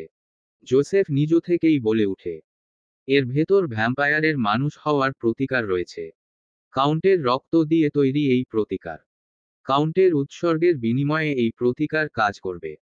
ভ্যাম্পায়াররা মানুষ হতে পারবে। এর ভেতর যতটুকু প্রতিকার আছে সেটা ঠিক পূর্ণগ্রাস সূর্যগ্রহণের সময় কাউন্টেস, কোভেন ক্যামিলো এবং কোভেন ম্যাথিউকে খাওয়াতে বলেছেন কাউন্ট। সকলের কাছে এতক্ষণে স্পষ্ট হলো যে রিকার্ডো কেন নিজেকে উৎসর্গ করেছে। নিজের স্ত্রী, সন্তানকে বাঁচাতে। নিজের ভাই এবং মাকে আরেকবার মানুষ হওয়ার সুযোগ দিতে। ম্যাথিউ ব্যথিত সুরে বলে, ভাই আমাদের জন্য এত বড় এক সিদ্ধান্ত নিল। জোসেফ বলে উঠে, কাউন্টের ত্যাগ কেউ বিফলে যেতে দিয়েন না। আপনারা সঠিক সময়ে এই প্রতিকার গ্রহণ করবেন দয়া করে। হান্নাহ আর কোনো কথা না বলে কক্ষের ভেতর গিয়ে দরজা লাগিয়ে দেয়। ম্যাথিউ দরজার বাহিরে দেয়াল ঘেঁষে বসে পড়ে। সে সম্পূর্ণ জীবন যাকে নিজের এই পিশাচ জীবনের জন্য দায়ী ভেবে ঘৃণা করল সেই কিনা নিজেকে উৎসর্গের বিনিময়ে ম্যাথিউকে আবার স্বাভাবিক মানুষের জীবনে ফেরার সুযোগ করে দিল। নিজেকে অপরাধী মনে হচ্ছে ম্যাথিউর। ঘোর অপরাধী। আরন ম্যাথিউর পাশে এসে তার পিঠ চাপড়ে দিল। নিদারুণ যন্ত্রণায় আনাস্তাসিয়া কাতরাচ্ছে। সবকিছু অন্ধকার হয়ে আসছে তার। ক্যামিলো তার পাশে বসে মাথায় হাত বুলাচ্ছে। আনাস্তাসিয়ার এক একটা চিৎকারে সম্পূর্ণ তুষ দুর্গ কেঁপে উঠছে। হান্নাহ বাধ্য হয়ে একটি কাপড় আনাস্তাসিয়ার মুখে গুজে দেয়। কারণ এভাবে চিৎকার করতে থাকলে আনাস্তাসিয়ার জ্ঞান হারানোর সম্ভাবনা আছে। আর জ্ঞান হারিয়ে ফেললে হান্নার জন্য দুজনকে বাঁচানো কঠিন হয়ে পড়বে। আচমকা হান্নাহ লক্ষ্য করে বাহিরে এতক্ষণ যে সূর্যের আলো ছিল তা অন্ধকারে ঢেকে যাচ্ছে। ভালো করে বুঝার জন্য সে জানালার কাছে গিয়ে দেখতে পায় পূর্ণগ্রাস সূর্যগ্রহণ শুরু হয়েছে। হান্নাহ সাথে সাথে দৌড়ে আসে আনাস্তাসিয়ার কাছে। সেই কাঠের বাক্স খুলতেই দেখতে পায় ভেতরে রয়েছে একটা ছোট কাচের শিশি। তার ভেতর লাল জাতীয় কিছু একটা পানীয়। হান্নাহ আনাস্তাসিয়ার মুখ থেকে কাপড়টা সরিয়ে তাকে কোনোমতে সেখান থেকে কিছুটা পান করায়। সাথে সাথে আনাস্তাসিয়ার চিৎকারের মাত্রা বাড়ে। ক্যামিলো ঘাবড়ে যায়। প্রশ্ন করে, কি হয়েছে? হান্নাহ ক্যামিলোর হাতে সেই শিশিটা দিয়ে বলে, আপনি বাহিরে যান। ম্যাথিউকে এটা পান করান এবং নিজেও পান করুন। জলদি যান। দেরি করবেন না। ক্যামিলো কোনো কথা না বলে সেটা হাতে নিয়ে বের হয় কক্ষ থেকে। জোসেফ তারা দিয়ে বলে, পূর্ণগ্রাস সূর্যগ্রহণ শুরু হয়ে গিয়েছে। তাড়াতাড়ি পান করুন। প্রথমে ম্যাথিউ সেই প্রতিকার পান করে, তারপর বাকিটা ক্যামিলো পান করে। পান করার সাথে সাথেই তাদের শরীরে অদ্ভুত রকম যন্ত্রণা শুরু হয়। দুজনেই ছটফট করতে থাকে। তাদের এই অবস্থা দেখে আরনকে চিন্তিত দেখায়। আরনকে উদ্দেশ্য করে জোসেফ বলে উঠে, সূর্যগ্রহণ শেষ হয়ে গেলেই সব ঠিক হয়ে যাবে। চাঁদ, সূর্য এবং পৃথিবী যখন একই অক্ষে একেবারে সঠিক জায়গায় এসে পৌঁছায়, তখন সূর্য পুরোপুরি ঢেকে যায়। তখনই মূলত সূর্যের পূর্ণগ্রাস হয়, যা প্রায় কয়েক মুহূর্ত পর্যন্ত স্থায়ী হয়। বাহিরে ধীরে ধীরে আলো ফুটে উঠতে শুরু করেছে। ম্যাথিউ এবং ক্যামিলোর শরীরের যন্ত্রণাও ধীরে ধীরে কমে আসছে। ঠিক সেই মুহূর্তে কক্ষের ভেতর হতে একটি শিশুর কান্নার আওয়াজ ভেসে আসে। সম্পূর্ণ তুজ দুর্গের প্রতিটি দেয়াল যেন শিশুটির কান্নার শব্দে নতুন করে প্রাণ ফিরে পায়। এই কান্না কি তার আগমন বার্তা নাকি মাতৃগর্ভে পিতা হারানোর কান্না তা কেউই বুঝতে পারছে না। ক্যামিলো এবং ম্যাথিউ সোজা হয়ে দাঁড়ায়। সকলেই মুখিয়ে আছে দরজার দিকে। কিছুক্ষণের মধ্যেই দরজা খুলে বেরিয়ে আসে হান্নাহ। কোলে তার ফুটফুটে একটা শিশু। হান্নার মুখে বিশ্বজয়ের হাসি। সে ঠোঁটের কোণে এক দীর্ঘ হাসি এঁকে বলে উঠে, রোমানিয়ান সাম্রাজ্যে প্রিন্সের আগমন ঘটেছে। আরন, ম্যাথিউ, ক্যামিলো, জোসেফ সকলেই অবাক দৃষ্টিতে বাচ্চাটার দিকে তাকিয়ে আছে। বিস্ময়তা কাটিয়ে ম্যাথিউ প্রশ্ন করে, কাউন্টেস আনাস্তাসিয়া? হান্নাহ হাসি হাসি মুখে বলে, কাউন্ট রিকার্ডোর উৎসর্গ বিফলে যায়নি। কাউন্টেস জীবিত আছে। আর প্রিন্সও তার মায়ের মতো মানুষ হয়ে ভূমিষ্ঠ হয়েছেন। উনি ভ্যাম্পায়ার নন। হান্নার কথা শুনতেই ম্যাথিউর খেয়াল হয়। সে সাথে সাথে নিজের চোয়ালের সূচালো দাঁত বের করার চেষ্টা করে। কিন্তু তা সম্ভব হয় না। ম্যাথিউ বিস্মিত। সে তীব্র বেগে দৌড়ানোর চেষ্টা করে। কিন্তু সে স্বাভাবিক মানুষের গতি ছাড়া দৌড়াতে পারছে না। ম্যাথিউ বিস্মিত সুরে বলে উঠে, আমি মানুষে রূপান্তর হয়েছি। ক্যামিলো এই দৃশ্য দেখে কেঁদে দেয়। আরন এবং জোসেফের চোখও ছলছল করছে। ম্যাথিউ কাঁদতে কাঁদতে মাটিতে বসে পড়ে। অস্ফুটে বলে উঠে, আমার ভাই আমার অভিশপ্ত জীবনের কারণ ছিল না কখনো। কিন্তু আমার ভাই আমার অভিশপ্ত জীবন থেকে মুক্তির একমাত্র কারণ। আজ সম্পূর্ণ 7 দিন হয়েছে রিকার্ডোর মৃত্যুর। এই 7 দিনে আনাস্তাসিয়া এবং তার সন্তানকে প্রাসাদে নিয়ে আসা হয়েছে। রাজ্যে এখনো কিছু ঘোষণা করা হয়নি। কারণ আনাস্তাসিয়া এই 7 দিনে মুখ ফুটে কারো সাথে কথা বলেনি। কাঁদেও নি। চুপচাপ সারাক্ষণ অন্য এক জগতে হারিয়ে থাকে। রাজ্যের সকলকে রিকার্ডোর মৃত্যু সম্পর্কে জানাতে হলে আগে আনাস্তাসিয়াকে স্বাভাবিক হতে হবে। কারণ তাকেই সব সামলে নিতে হবে এখন। প্রজাদের সম্মুখীন করতে হবে। ছেলেকে যখন প্রথম আনাস্তাসিয়ার কোলে দেওয়া হয় তখন ফ্যালফ্যাল করে আনাস্তাসিয়া ছেলের দিকে তাকিয়েছিল। সেই একই সবুজ নেত্র, একই গম্ভীরতা ছেলের মধ্যে দেখতে পায় সে। কেবল মাথার চুলগুলো আনাস্তাসিয়ার মতো পেয়েছে। সোনালি। ছেলেকে দেখে আনাস্তাসিয়া হালকা স্বরে বলেছিল, ইয়ান আলবার্ট। এই নামটা আনাস্তাসিয়া এবং রিকার্ডো মিলে ঠিক করেছিল রিকার্ডোর মৃত্যুর আগের রাতে। নামের অর্থ তাদের দুজনের বেশ পছন্দ হয়েছিল। ঈশ্বরের উপহার। সেই থেকেই রাজ পরিবারের সবাই আনাস্তাসিয়া এবং রিকার্ডোর ছেলেকে প্রিন্স ইয়ান নামেই সম্বোধন করছে। নিস্তব্ধ রাত। সবাই যে যার কক্ষে চলে গিয়েছে। ইয়ানও বেশ অনেকক্ষণ হয়েছে ঘুমিয়ে পড়েছে। আনাস্তাসিয়া চুপচাপ শোয়া থেকে উঠে বসে। বালিশের নিচ থেকে বের করে রিকার্ডোর দেওয়া সেই চিঠিটা। এই 7 দিন কেউ তাকে এক দণ্ডের জন্য একা ছাড়ছিল না। তাই আনাস্তাসিয়া আর চিঠিটা পড়ার সুযোগ পায়নি। কিন্তু আজ সুযোগ পেতেই সে চিঠি নিয়ে বসে পড়ল। গোল করে মোড়ানো কাগজটা আনাস্তাসিয়ার চুলের সেই সোনালি ফিতে দিয়ে বাঁধা।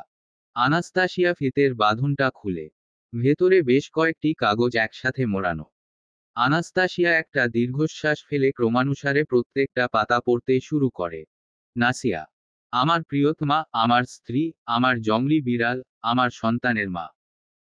মনে আছে একদিনেই আমি তোমাকে চিঠির শুরুতে প্রিয় লিখে সম্বোধন করব নাকি তা নিয়ে কতটা সংশয়ের মাঝে ছিলাম।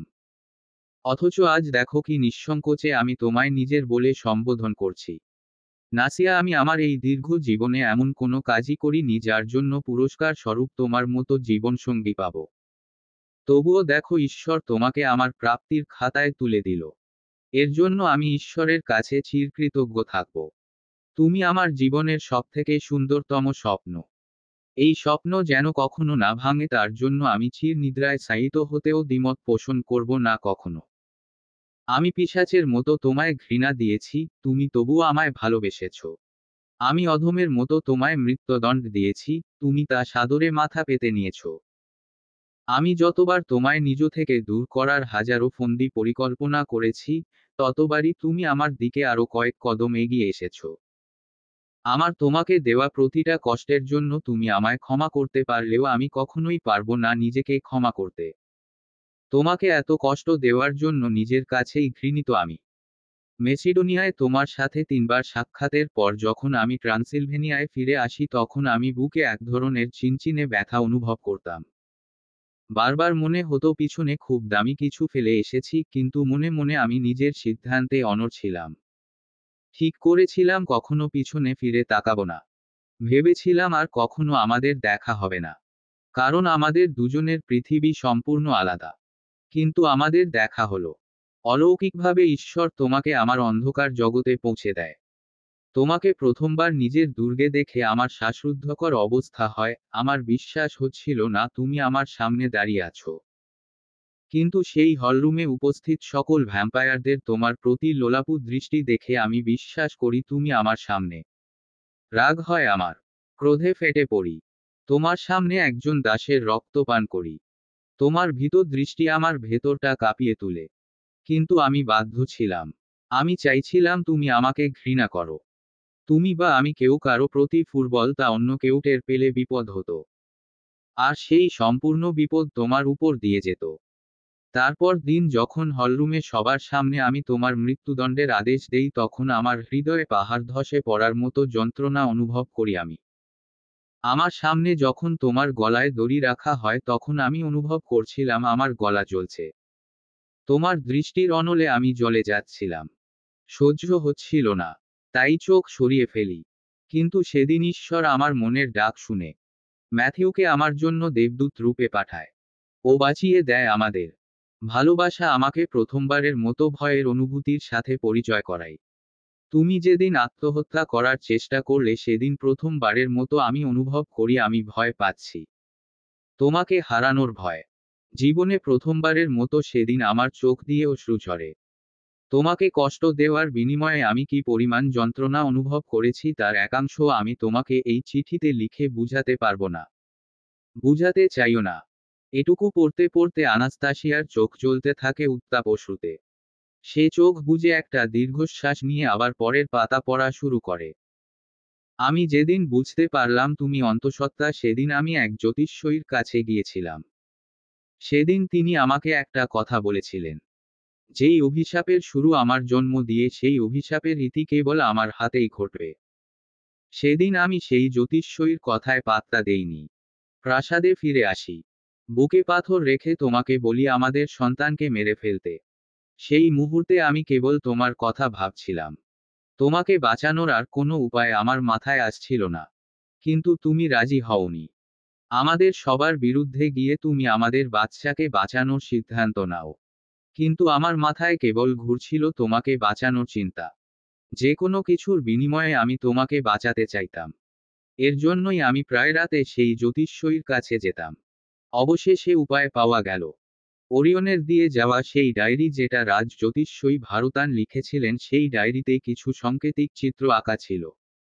সেসব দেখে জ্যোতিষী ফিলিক্স আমাকে জানান যে একমাত্র আমার নিজেকে উৎসর্গের মধ্য দিয়েই এই সকল অভিশাপ কাটবে। আমার রক্ত দিয়ে উনি একটি প্রতিকার তৈরি করেন। সেই প্রতিকার একজন ভ্যাম্পায়ারকে মানুষে রূপান্তর করতে সক্ষম। কিন্তু সেই প্রতিকারের কাজ করার বিনিময়ে তার প্রয়োজন উৎসর্গ। একমাত্র আমার উৎসর্গই পারবে আমাদের সন্তানকে ভ্যাম্পায়ার হওয়া থেকে বাঁচাতে। একমাত্র আমার উৎসর্গই পারবে মা এবং ম্যাথিউকে আবার মানুষের জীবন দিতে। একমাত্র আমার উৎসর্গই পারবে তোমাকে বাঁচাতে। এই উৎসর্গে আমার কোনো ধরনের আফসোস নেই নাসিয়া। বরং আমি খুশি। আমার থেকে বেশি খুশি এই মুহূর্তে এই পৃথিবীতে আর কেউ নেই। আমি নিশ্চিন্তে পৃথিবী থেকে বিদায় নিতে পারবো। কারণ আমি জানি আমার নাসিয়া সব সামলে নিবে। আমার সাম্রাজ্য, আমার পরিবার, আমার সন্তান সব সামলে নিতে পারবে। কিন্তু এত সব কিছুর মাঝে কেবল আমার একটা অনুরোধ রাখো। আমার নাসিয়াকেও সামলে নিও তুমি। যেই নীলকান্তমণির প্রেমে আমি মাতোয়ারা হয়েছিলাম সেই চোখের যত্ন নিও। যেই বাঁধনছাড়া হাসিতে আমি মুগ্ধ হয়েছিলাম সেই হাসি কখনো মলিন হতে দিও না। যেই সাহসী, নির্ভীক নাসিয়া আমার হৃদয় জুড়ে বিচরণ করে তাকে কৃষ্ণ সাগরের অতলে হারিয়ে যেতে দিও না। আমি যখন এই চিঠি লিখছি তখন তুমি ঘুমে বিভোর। তোমার ঘুমন্ত মায়া মাখা মুখখানা দেখে আমার নিঃশ্বাস বন্ধ হয়ে আসছে। ইচ্ছে করছে সময় থমকে যাক। তোমাকে দুচোখ ভরে আরেকটু দেখে নেই। কিন্তু আজকের রাত যেন অন্য দিনের তুলনায় খুব দ্রুত পার হচ্ছে, প্রকৃতি বড় নিষ্ঠুর। আমাদের একসাথের পথচলা এই পর্যন্তই ছিল। বাকিটা পথ তোমাকে একা চলতে হবে। নাসিয়া, আমার মায়াদেবী। তোমার প্রেমানল আমায় প্রতি মুহূর্তে দগ্ধ করেছে। কখনো তোমাকে পাওয়ার সুখে তো কখনো তোমাকে কষ্ট দেওয়ার দুঃখে। আর এজন্যই আমি চাইব আর কোনো জন্মেই আমাদের দেখা না হোক। আমি চাই না আর কোনো জন্মে তুমি আমার অন্ধকার জগতের অংশ হয়ে আমার থেকে কেবল কষ্ট পাও। কারণ তোমাকে দেওয়া কষ্ট আমায় প্রতি মুহূর্তে মৃত্যু যন্ত্রণা দেয়। এই জনমের ভালোবাসা দিয়ে আমি অনায়াসে বাকি সবগুলো জনম পার করে দিতে পারবো। শেষবারের মতো বলছি, এবার ওপার সবখানেই রিকার্ডো কেবল আনাস্তাসিয়াকেই ভালোবাসে। আনাস্তাসিয়া চিঠির পাতাগুলো কাছে নিয়ে ঘ্রাণ নেয় একবার প্রাণ ভরে।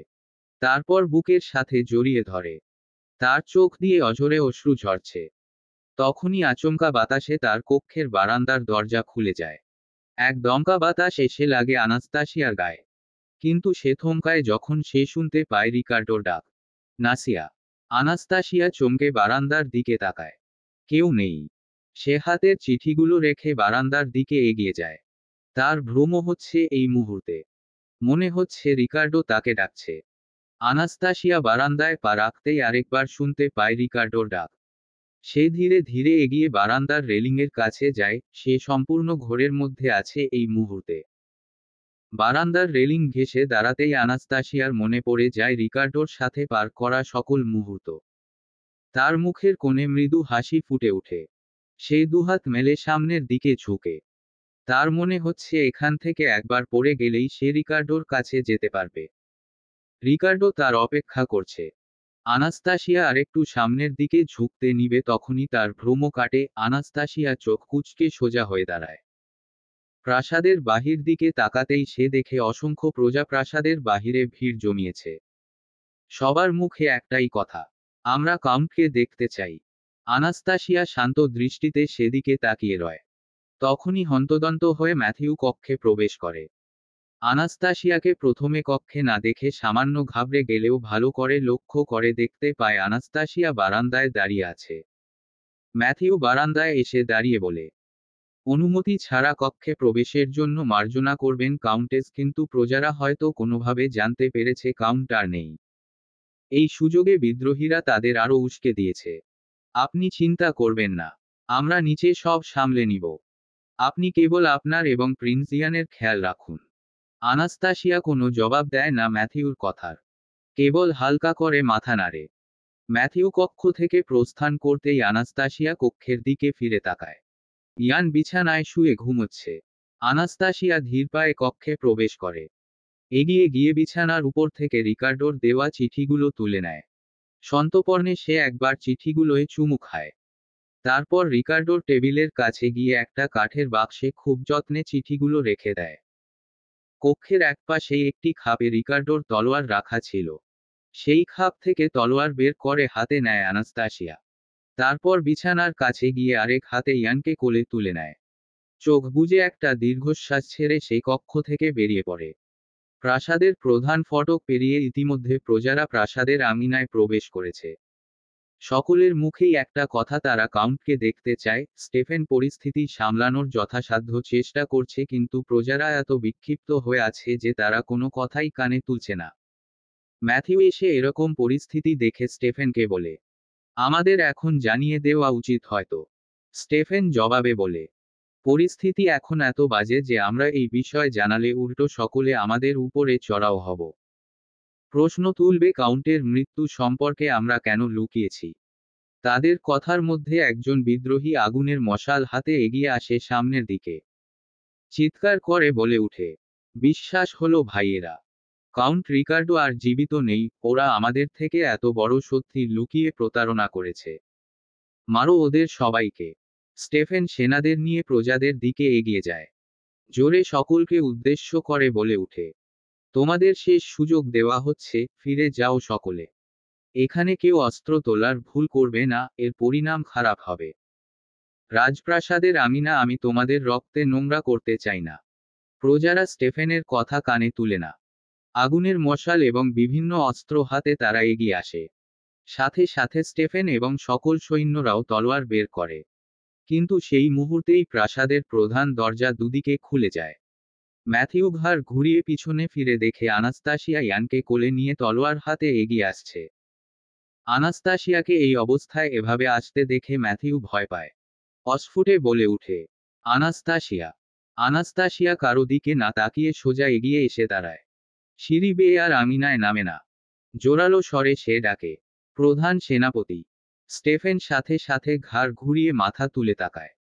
প্রজাদের সকলের দৃষ্টিও এখন আনাস্তাসিয়ার দিকে। সকলেই নিশ্চুপ হয়ে পড়েছে। আনাস্তাসিয়া চোখের ইশারা দিতেই স্টেফেন সৈন্যদের বলে তলোয়ার নামাতে। সাথে সাথে সকল সৈন্য তলোয়ার নামায়, কিন্তু প্রজাদের সামনে থেকে সরে দাঁড়ায় না তারা। আনাস্তাসিয়া একবার শান্ত দৃষ্টিতে সকলকে পরখ করে নেয়। তারপর তীক্ষ্ণ স্বরে সকলকে উদ্দেশ্য করে বলে উঠে, কাউন্ট রিকার্ডো আলবার্ট আর নেই। এটুকু বলেই আনাস্তাসিয়া ইয়ানের মুখের দিকে একবার তাকায়। তারপর আবার মাথা সোজা করে সামনের দিকে তাকিয়ে বলে, আপনাদের সকলের নতুন কাউন্ট হবে আমার এবং কাউন্ট রিকার্ডোর সন্তান ইয়ান আলবার্ট। প্রজাদের মধ্যে থেকে একজন প্রশ্ন করে উঠে, কাউন্ট রিকার্ডো কিভাবে মারা গেলেন? আর উনার মৃত্যু সম্পর্কে আমাদের জানানো হয়নি কেন? আর নতুন প্রিন্সের জন্মের সুখবরও সম্পূর্ণ রাজ্যে কেন ঘোষণা করা হয়নি? বাকিরাও একই সাথে সুর মিলায়। আনাস্তাসিয়া শক্ত স্বরে বলে উঠে, আজ থেকে 7 দিন পূর্বে সূর্য গ্রহণের ঠিক আগ মুহূর্তে কাউন্ট রিকার্ডো নিজেকে উৎসর্গ করে দেন। তিনি এই সাম্রাজ্যকে অভিশাপ মুক্ত করতে নিজেকে উৎসর্গ করেছেন। আমার এবং আমাদের সন্তানের জীবন বাঁচাতে নিজেকে উৎসর্গ করেছেন। ভ্যাম্পায়ারদের সাম্রাজ্য ধ্বংস করতে নিজেকে উৎসর্গ করেছেন। সেদিন সূর্য গ্রহণের সময়ই প্রিন্স ইয়ানের জন্ম হয়। আপনাদের জানানোর মতো পরিস্থিতি তখন ছিল না বিধায় জানানো হয়নি। কিন্তু এজন্যই এখন এই মুহূর্তে আমি আপনাদের সামনে দাঁড়িয়ে আপনাদের প্রশ্নের জবাব দিচ্ছি। একজন প্রজা প্রশ্ন করে, তার মানে ভ্যাম্পায়ারদের অস্তিত্ব আর নেই? প্রিন্স ইয়ানের শরীরে ভ্যাম্পায়ারের রক্ত নেই? আনাস্তাসিয়া জবাব দেয়, না, ভ্যাম্পায়ারদের আর কোনো অস্তিত্ব নেই। প্রিন্স ইয়ান ভ্যাম্পায়ার নয়। আনাস্তাসিয়ার এক পাশেই সারি করে দাঁড়িয়ে ছিল মন্ত্রীরা। এদের মধ্যে যারা বিদ্রোহীদের পক্ষে ছিল তারা আনাস্তাসিয়ার এই কথা শুনে মনে সাহস পায়। একজন মন্ত্রী এগিয়ে এসে ঠাট্টার ছলে প্রজাদের উদ্দেশ্য করে বলে উঠে, তার মানে আমাদের সাম্রাজ্য এখন পিশাচদের শাসন থেকে মুক্ত হলো। কিন্তু এখন আমাদের কাউন্ট হবে কে? এই শিশু? এখনো মায়ের দুগ্ধ পান করা শিশু কিনা গোটা রোমানিয়ান সাম্রাজ্য শাসন করবে? এই কথাটা বলেই লোকটা অট্টহাসিতে ফেটে পড়ে। তার সাথে তাল মিলিয়ে আরো কিছু মন্ত্রী এগিয়ে আসে। আরেকজন প্রজাদের উদ্দেশ্য করে বলে উঠে, নাকি সাম্রাজ্য এখন একজন নারী চালাবে? আমার কাছে আরো ভালো প্রস্তাব আছে। কেননা কাউন্টেসকে আমি বিবাহ করে সম্পূর্ণ সাম্রাজ্যের দায়িত্ব নিজের কাঁধে তুলে নেই। এতে কাউন্টেসের কষ্ট কিছুটা কম হবে। এটুকু বলেই আবার কয়েকজন মন্ত্রী একসাথে হাসিতে ফেটে পড়ে। ম্যাথিউর ক্রোধ হয়। রাগে তার মুখশ্রী লাল বর্ণ ধারণ করেছে। সে এগিয়ে আসতে নিলেই তখন একটা আকস্মিক ঘটনা ঘটে। আনাস্তাসিয়া হঠাৎ করেই পাশে ফিরে এক কোপে সেই মন্ত্রীর মাথা শরীর থেকে আলাদা করে ফেলে। সাথে সাথে রক্ত ছিটে এসে লাগে তার মুখে এবং সাদা গাউনে। মন্ত্রীর গলায় তলোয়ার চালানোর সময় আনাস্তাসিয়ার চোখে মুখে এক অদ্ভুত হিংস্রতা ফুটে ওঠে। সেই হিংস্রতা দেখে উপস্থিত সকলেই ভয় পায়। ম্যাথিউর পা জোড়া থেমে যায়। সে আর সামনে আগাতে পারে না। আনাস্তাসিয়া চেঁচিয়ে সৈন্যদের ডাকে।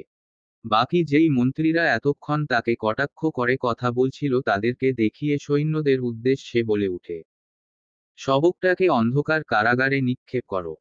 এদের দেহ থেকে মাথা আলাদা করে ফেলবে। কাল সকালে এদের সবগুলোর দেহ যেন কৃষ্ণ সাগরের অতলে থাকে। মন্ত্রীগুলো ভীত হয়ে পড়ে। হাত জোর করে আনাস্তাসিয়ার সামনে ক্ষমা চাইতে থাকে। কিন্তু আনাস্তাসিয়া সেদিকে তোয়াক্কা করে না। সৈন্যরা তাদের টেনে হিচড়ে সেখান থেকে নিয়ে যায়। সাথে সাথে আনাস্তাসিয়া ঘুরে সামনে প্রজাদের দিকে তাকায়। আনাস্তাসিয়াকে এই অবস্থায় দেখে প্রজাদের আত্মা কেঁপে ওঠে। আনাস্তাসিয়ার মুখ অনেকটাই রক্তে ঢাকা। তার এক হাতের তলোয়ারের মাথা বেয়ে টুপোটুপ করে রক্ত গড়িয়ে পড়ছে। তার পায়ের কাছেই পড়ে আছে এইমাত্র কাটা মন্ত্রীর গর্দান। আনাস্তাসিয়া তীক্ষ্ণ দৃষ্টিতে সবার দিকে তাকিয়ে বলে উঠে, কারো কিছু বলার আছে আর? কোনো প্রজা মুখ ফুটে কিছু বলার সাহস পায় না। এইমাত্র ঘটে যাওয়া ঘটনায় সকলেই বেশ ভীত হয়ে পড়েছে। চারিদিকের নিস্তব্ধতা ছাপিয়ে আনাস্তাসিয়া তীক্ষ্ণ স্বরে বলে উঠে, আমি আনাস্তাসিয়া। জন্মেছি গ্রিকের এক ছোট দ্বীপে। বেড়ে উঠেছি আনাস্তাসিয়া অ্যালভেজ পরিচয়। গ্রিক হতে এই রোমানিয়ায় পৌঁছানোর যাত্রায় আমি আমার সম্পূর্ণ পরিচয় হারিয়েছি। সকলকে হারিয়ে এসে আমি রিকার্ডোকে পেয়েছি। আপনাদের ভাষ্যমতে সে একজন পিশাচ ছিল। তাই তো, সেই পিশাচকে আমি ভালোবেসেছি। সকল নিয়মের বিরুদ্ধে গিয়ে তার সাথে বিবাহবন্ধনে আবদ্ধ হয়েছি। এই বিবাহবন্ধনে আমি এক নতুন পরিচয় পেয়েছি। আনাস্তাসিয়া অ্যালভেজ থেকে আনাস্তাসিয়া আলবার্ট হয়েছি। কেবল কাউন্ট রিকার্ডোর স্ত্রী নই আমি, রোমানিয়ান সাম্রাজ্যের কাউন্টেসও। এটা সত্যি যে কাউন্ট রিকার্ডো আর নেই, কিন্তু আমি এখনো জীবিত আছি। আর আমি জীবিত থাকতে কেউ আমার সন্তানের দিকে চোখ তুলে তাকানোর দুঃসাহসিকতা দেখালে তার চোখ তুলে নিব আমি। এই সিংহাসনের উপর কেবল প্রিন্স ইয়ান আলবার্টের অধিকার আছে। সে যখন প্রাপ্তবয়স্ক হয়ে নিজের সকল দায়িত্ব বুঝে নিতে পারবে সেদিন আমি নই, আপনাদের সামনে দাঁড়িয়ে থাকবে কাউন্ট ইয়ান আলবার্ট। এটুকু বলে আনাস্তাসিয়া শান্ত হয়। তার চোখে মুখে কোনো অস্থিরতা কিংবা ভয় নেই। সে নির্লিপ্ততা। আনাস্তাসিয়ার কথার পিঠে আর কেউ কোনো কথা বলতে পারে না। স্টেফেন সর্বপ্রথম তার এক হাঁটু গেড়ে বুকের বাম পাশে এক হাত রেখে বসে পড়ে। তার দেখাদেখি বাকি সৈন্যরাও একই কাজ করে। প্রজারাও আর দাঁড়িয়ে থাকতে পারে না। তারাও মাথা নত করে। আনাস্তাসিয়া শীতল চোখে এবার ইয়ানের দিকে তাকায়। ইয়ানও আনাস্তাসিয়ার দিকেই তাকিয়েছিল। আনাস্তাসিয়া আলতো করে ছেলের কপালে চুমু খেয়ে বলে উঠে, ভয় নেই। রিকার্ডো আলবার্টের উৎসর্গের ফল তুমি। কোনো অশুভ শক্তি তোমাকে কখনো হারাতে পারবে না। সাল 1636। এবছর অন্য বছরের তুলনায় বেশি শীত পড়েছে। তীব্র তুষারপাতের ফলে সম্পূর্ণ রাজ্য যেন বরফের চাদরে ঢাকা পড়েছে। প্রয়োজন ছাড়া কেউই ঘর থেকে বের হচ্ছে না। একদম হাড় কাঁপানো শীত। এই শীত উপেক্ষা করেও আরন বেরিয়েছে বাস্কোভ প্রাসাদ থেকে। গায়ে বেশ লম্বা ক্লক জড়িয়ে রেখেছে সে। গন্তব্য তার প্রিয় জায়গা, প্রিয় মানুষের কাছে। কিছুক্ষণের মধ্যেই আরন পৌঁছে যায় তার প্রিয় জায়গায়। ক্লোকের হুড নামিয়ে সে চারিদিকে একবার চোখ বুলায়। একই জলপ্রপাত, একই পাহাড়, সেই একই ক্যামেলিয়া এবং জেসমিন ফুলের বাহার। সমভূমিতে বরফকুচি ভেদ করে ফুটে আছে অসংখ্য স্নোড্রপ এবং ক্রোকাস ফুল। অতিরিক্ত কিছু থাকলে তা হচ্ছে ড্যাফোনে, গ্লোরি অফ দ্য স্নো এবং ভিওলা ফুলের সমারোহ। এসব ফুলগাছ আরন নিজে এনে এখানে লাগিয়েছে, এ জায়গাটাকে আরো মনোরম করে সাজানোর উদ্দেশ্যে। আরন এগিয়ে গিয়ে ক্যাথরিনের কবরের পাশে বসে। বরফে আচ্ছাদিত ফলকটা এক হাত বাড়িয়ে পরিষ্কার করে। তারপর আরাম করে বসে বলে, আমার কথা জানতে চাইবে না, তবুও নিজ থেকে বলছি তুমি যেমন রেখে গিয়েছ তেমনই আছি। আজ একাই আসতে হলো কারণ ক্যামেলিয়া কাল রাতেই ঘোড়া নিয়ে বুখারেস্টের উদ্দেশ্যে বেরিয়েছে। ওকে প্রাসাদ এবং এই জঙ্গলের মধ্যে বেঁধে রাখা কারো পক্ষে সম্ভব নয়। মুক্ত পাখির মতো উড়ে বেড়ায়ও। কিন্তু আমার ভয়ও হয় এজন্য। কি করব বলো? আমার শেষ সম্বল একমাত্র ও। ওকে আঁকড়েই তো টিকে আছি। কথাটুকু বলে সামান্য হাসে আরুণ। বলে, গত পরশু তোমার মেয়ে কি করেছে জানো? নিজের প্রিয় খঞ্জর হারিয়ে ফেলেছিল ও। আমার সম্পূর্ণ পালকে দিয়ে সারা সিবিও অরণ্য তন্ন তন্ন করে খুঁজিয়েছে। বলে হয়তো জঙ্গলেই কোথাও পড়ে গিয়েছে। সবাই যখন সম্পূর্ণ অরণ্য খুঁজেও কোথাও ওর খঞ্জর পেল না, তখন রাজকুমারীর মনে পড়ল ওর খঞ্জর তো ও বুখারেস্ট প্রাসাদে ওর কক্ষেই ফেলে এসেছে। পুরো পালের নাকে দম করার জন্য ও একাই যথেষ্ট। এত কিছুর মধ্যে আমি বুঝতে পারি ও তোমার অভাব খুব অনুভব করে। আমি আমার সবটুকু ভালোবাসা ওকে দিয়েছি, কিন্তু আমি তো কখনো তোমার জায়গা নিতে পারবো না ওর জীবনে। তোমার অভাব কেবল আমাকে না, ক্যামেলিয়াকেও পোড়ায়। কিন্তু কখনো প্রকাশ করে নাও। মলিন মুখে কথাটুকু বলে আরুণ। তারপর এক হাত মাথার নিচে দিয়ে বরফের উপর নিজের গা এলিয়ে দেয়। চোখ বুজে অনুভব করতে থাকে প্রতিটি তুষার কণা। ইয়ান কোথায় জোসেফ? প্রশ্নটা শুনতেই কাচুমাচু করে জোসেফ। সে কিভাবে উত্তর দিবে যে ইয়ান তাকে না জানিয়েই প্রাসাদের বাহিরে চলে গিয়েছে। তবুও মিনমিনে স্বরে সে উত্তর দেয়, রাজমাতা। কাউন্ট তো রাজসভা শেষেই প্রধান সেনাপতি ক্যাভের সাথে বেরিয়ে পড়েছে খবর পেয়েছি। আনাস্তাসিয়া গরম চোখে তাকায় জোসেফের দিকে। তারপর রুক্ষ স্বরে প্রশ্ন করে, আর ইয়ান যখন কাউকে না জানিয়ে প্রাসাদের বাহিরে চলে যাচ্ছিল তখন তুমি কোথায় ছিলে? এই প্রশ্নের উত্তর জোসেফ দিতে পারে না। সে কিভাবে বলবে যে তখন তার প্রকৃতির ডাক এসেছিল? জোসেফ মনে মনে রাগ হয় ইয়ানের উপর। সে সামনে থেকে এক মুহূর্তের জন্য আড়াল হয়েছে আর সাথে সাথে ইয়ান প্রাসাদ থেকে পালালো। আনাস্তাসিয়া আবার বলে উঠে, তোমাকে আমি বলিনি ইয়ান প্রাসাদ থেকে বের হলে সবার আগে আমাকে খবর দিবে? আর ছেলেটা একটা সৈন্য সাথে নেয়নি। এখন আমি কিভাবে জানবো ও কোথায় আছে? জোসেফ মনে মনে বলে, খা খা। আমার জীবনটা তেনাপেনা করে খা। পুরো জীবন তোর ভ্যাম্পায়ার বাপ আমার জীবন তেনাপেনা করেছে। তারপর তোর জংলি বিড়াল মা আমার জীবন তেনাপেনা করেছে। এখন তাদের ছেলে মহামান্য কাউন্ট আমার জীবন তেনাপেনা করে যাচ্ছে। এর থেকে তো ভালো ছিল আমি 30 বছর আগে কৃষ্ণ সাগরে ডুব দিয়ে মরে যেতাম। কথাটুকু ভাবতে ভাবতেই সেখানে ম্যাথিউ উপস্থিত হয়। হাসি হাসি মুখে বলে উঠে, চিন্তা করো না আনাস্তাসিয়া। ইয়ানকে নিয়ে অযথা চিন্তা করছো তুমি। ওকে এখনো বাচ্চা মনে করো তুমি, তাই ভয় হচ্ছে। ম্যাথিউকে দেখতেই জোসেফ সুযোগ বুঝে সেখান থেকে কেটে পড়ে। আনাস্তাসিয়া চিন্তিত সুরে বলে, ওকে আমি বাচ্চা মনে করি না ম্যাথিউ। ইয়ান কতটা সাহসী এবং যোগ্য কাউন্ট তা নিয়ে আমার সন্দেহ নেই। আমি কেবল আশেপাশের কাউকে বিশ্বাস করতে পারি না। এই সাম্রাজ্যে বিশ্বাসঘাতক এবং প্রতারকের অভাব নেই, তুমিও তা ভালো করে জানো। এই জিনিসটা নিয়েই আমার ভয় হয়। ম্যাথিউ আনাস্তাসিয়াকে আশ্বাস দিয়ে বলে, চিন্তা করো না। ইয়ান বিচক্ষণ হয়েছে ভাইয়ের মতো। ও কাউকে বিশ্বাসঘাতকতা করার সুযোগ দিবে না কখনো। আনাস্তাসিয়া হেসে বলে, নাওমি কোথায়? সকাল থেকে আজ একবারও ওকে কোথাও দেখলাম না। কক্ষে আছে ও। জ্বর এসেছে কাল রাত থেকে। আনাস্তাসিয়া চিন্তিত সুরে বলে উঠে, জ্বর এসেছে আমাকে জানাওনি কেন? চিকিৎসক এসে দেখে গিয়েছে ওকে। ম্যাথিউ জবাব দেয়, মাঝরাতে শুধু শুধু তোমাকে বিরক্ত করতে চাইনি। চিকিৎসক এসে দেখে গিয়েছে। বলেছে আবহাওয়ার কারণে কেবল সেরে যাবে। এখনো একা আছে? না, সাফিরা ওর পাশে আছে। আমি সাধারণত জানতাম মেয়েরা পিতাভক্ত বেশি হয়। কিন্তু আমার বেলায় উল্টো ঘটল। নাওমি আমার থেকে বেশি মা ভক্ত। আনাস্তাসিয়া হেসে বলে, আমি এখন লঙ্গরখানায় যাচ্ছি। প্রাসাদে ফিরে নাওমিকে দেখতে আসব। ম্যাথিউ হেসে বলে, অবশ্যই। আনাস্তাসিয়া প্রস্থান করে। ম্যাথিউ আনাস্তাসিয়ার যাওয়ার দিকে তাকিয়ে মনে মনে ভাবে যে ধরে যদি সে মায়ের কথায় আনাস্তাসিয়ার পছন্দ করা পাত্রীকে বিয়ে না করত তাহলে হয়তো এই পরিবারের সুখগুলো তার কাছে কখনোই ধরা দিত না। না পেত সাফিরার মতো এত চমৎকার স্ত্রী, আর না পেত নাওমিকে নিজের সন্তান হিসেবে। গভীর জঙ্গলে ঘোড়ার রেশা বেশ তীক্ষ্ণ শোনাচ্ছে। প্রধান সেনাপতিকে বলে উঠে, কাউন্ট সন্ধ্যা নেমে আসবে একটু পর। চলুন ফিরে যাই। ইয়ান মৃদু হেসে প্রশ্ন করে, তুমি কি ভয় পাচ্ছ কেভ? কেভ জোরালো গলায় জবাব দেয়, এই ট্রান্সিলভেনিয়ার জঙ্গলে একা ঘুরে বেড়াতে তো যে কোনো মহাবীরও ভয় পাবে। সেখানে আমি তো সামান্য এক সেনাপতি। ইয়ান ঘোড়া থামিয়ে বলে উঠে, তার মানে আমার বাবা একজন মহাবীর ছিল। ক্যাভো ঘোড়া থামিয়ে কপালে ভাঁজ নিয়ে ইয়ানের দিকে তাকিয়ে থাকে, আপাতত এই জঙ্গলে ভয়ে তার কলিজা শুকিয়ে একটুখানি হয়ে আছে।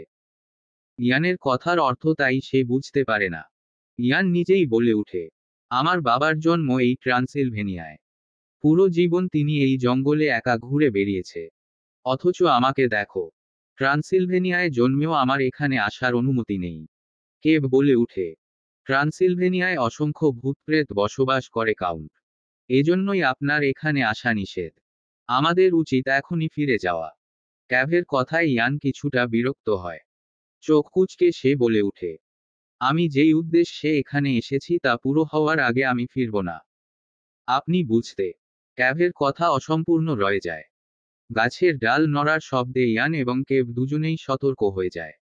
তারা চোখ বুলিয়ে একবার চারিদিকে তাকায়। হঠাৎ একটা নেকড়ের ডাকের আওয়াজ কাছ থেকে ভেসে আসে। কেভ ভয়ে কিছু বলতে নিবে, সাথে সাথে ইয়ান তাকে ইশারা করে চুপ থাকার জন্য। তখনই আচমকা তাদের সামনে একটি নেকড়ে এসে দাঁড়ায়। নেকড়েটা হিংস্র রক্তিম দৃষ্টিতে তাদের দিকে তাকিয়ে আছে। ক্যাভের জান যায় যায় অবস্থা হলেও ইয়ান বেশ স্বাভাবিক আছে।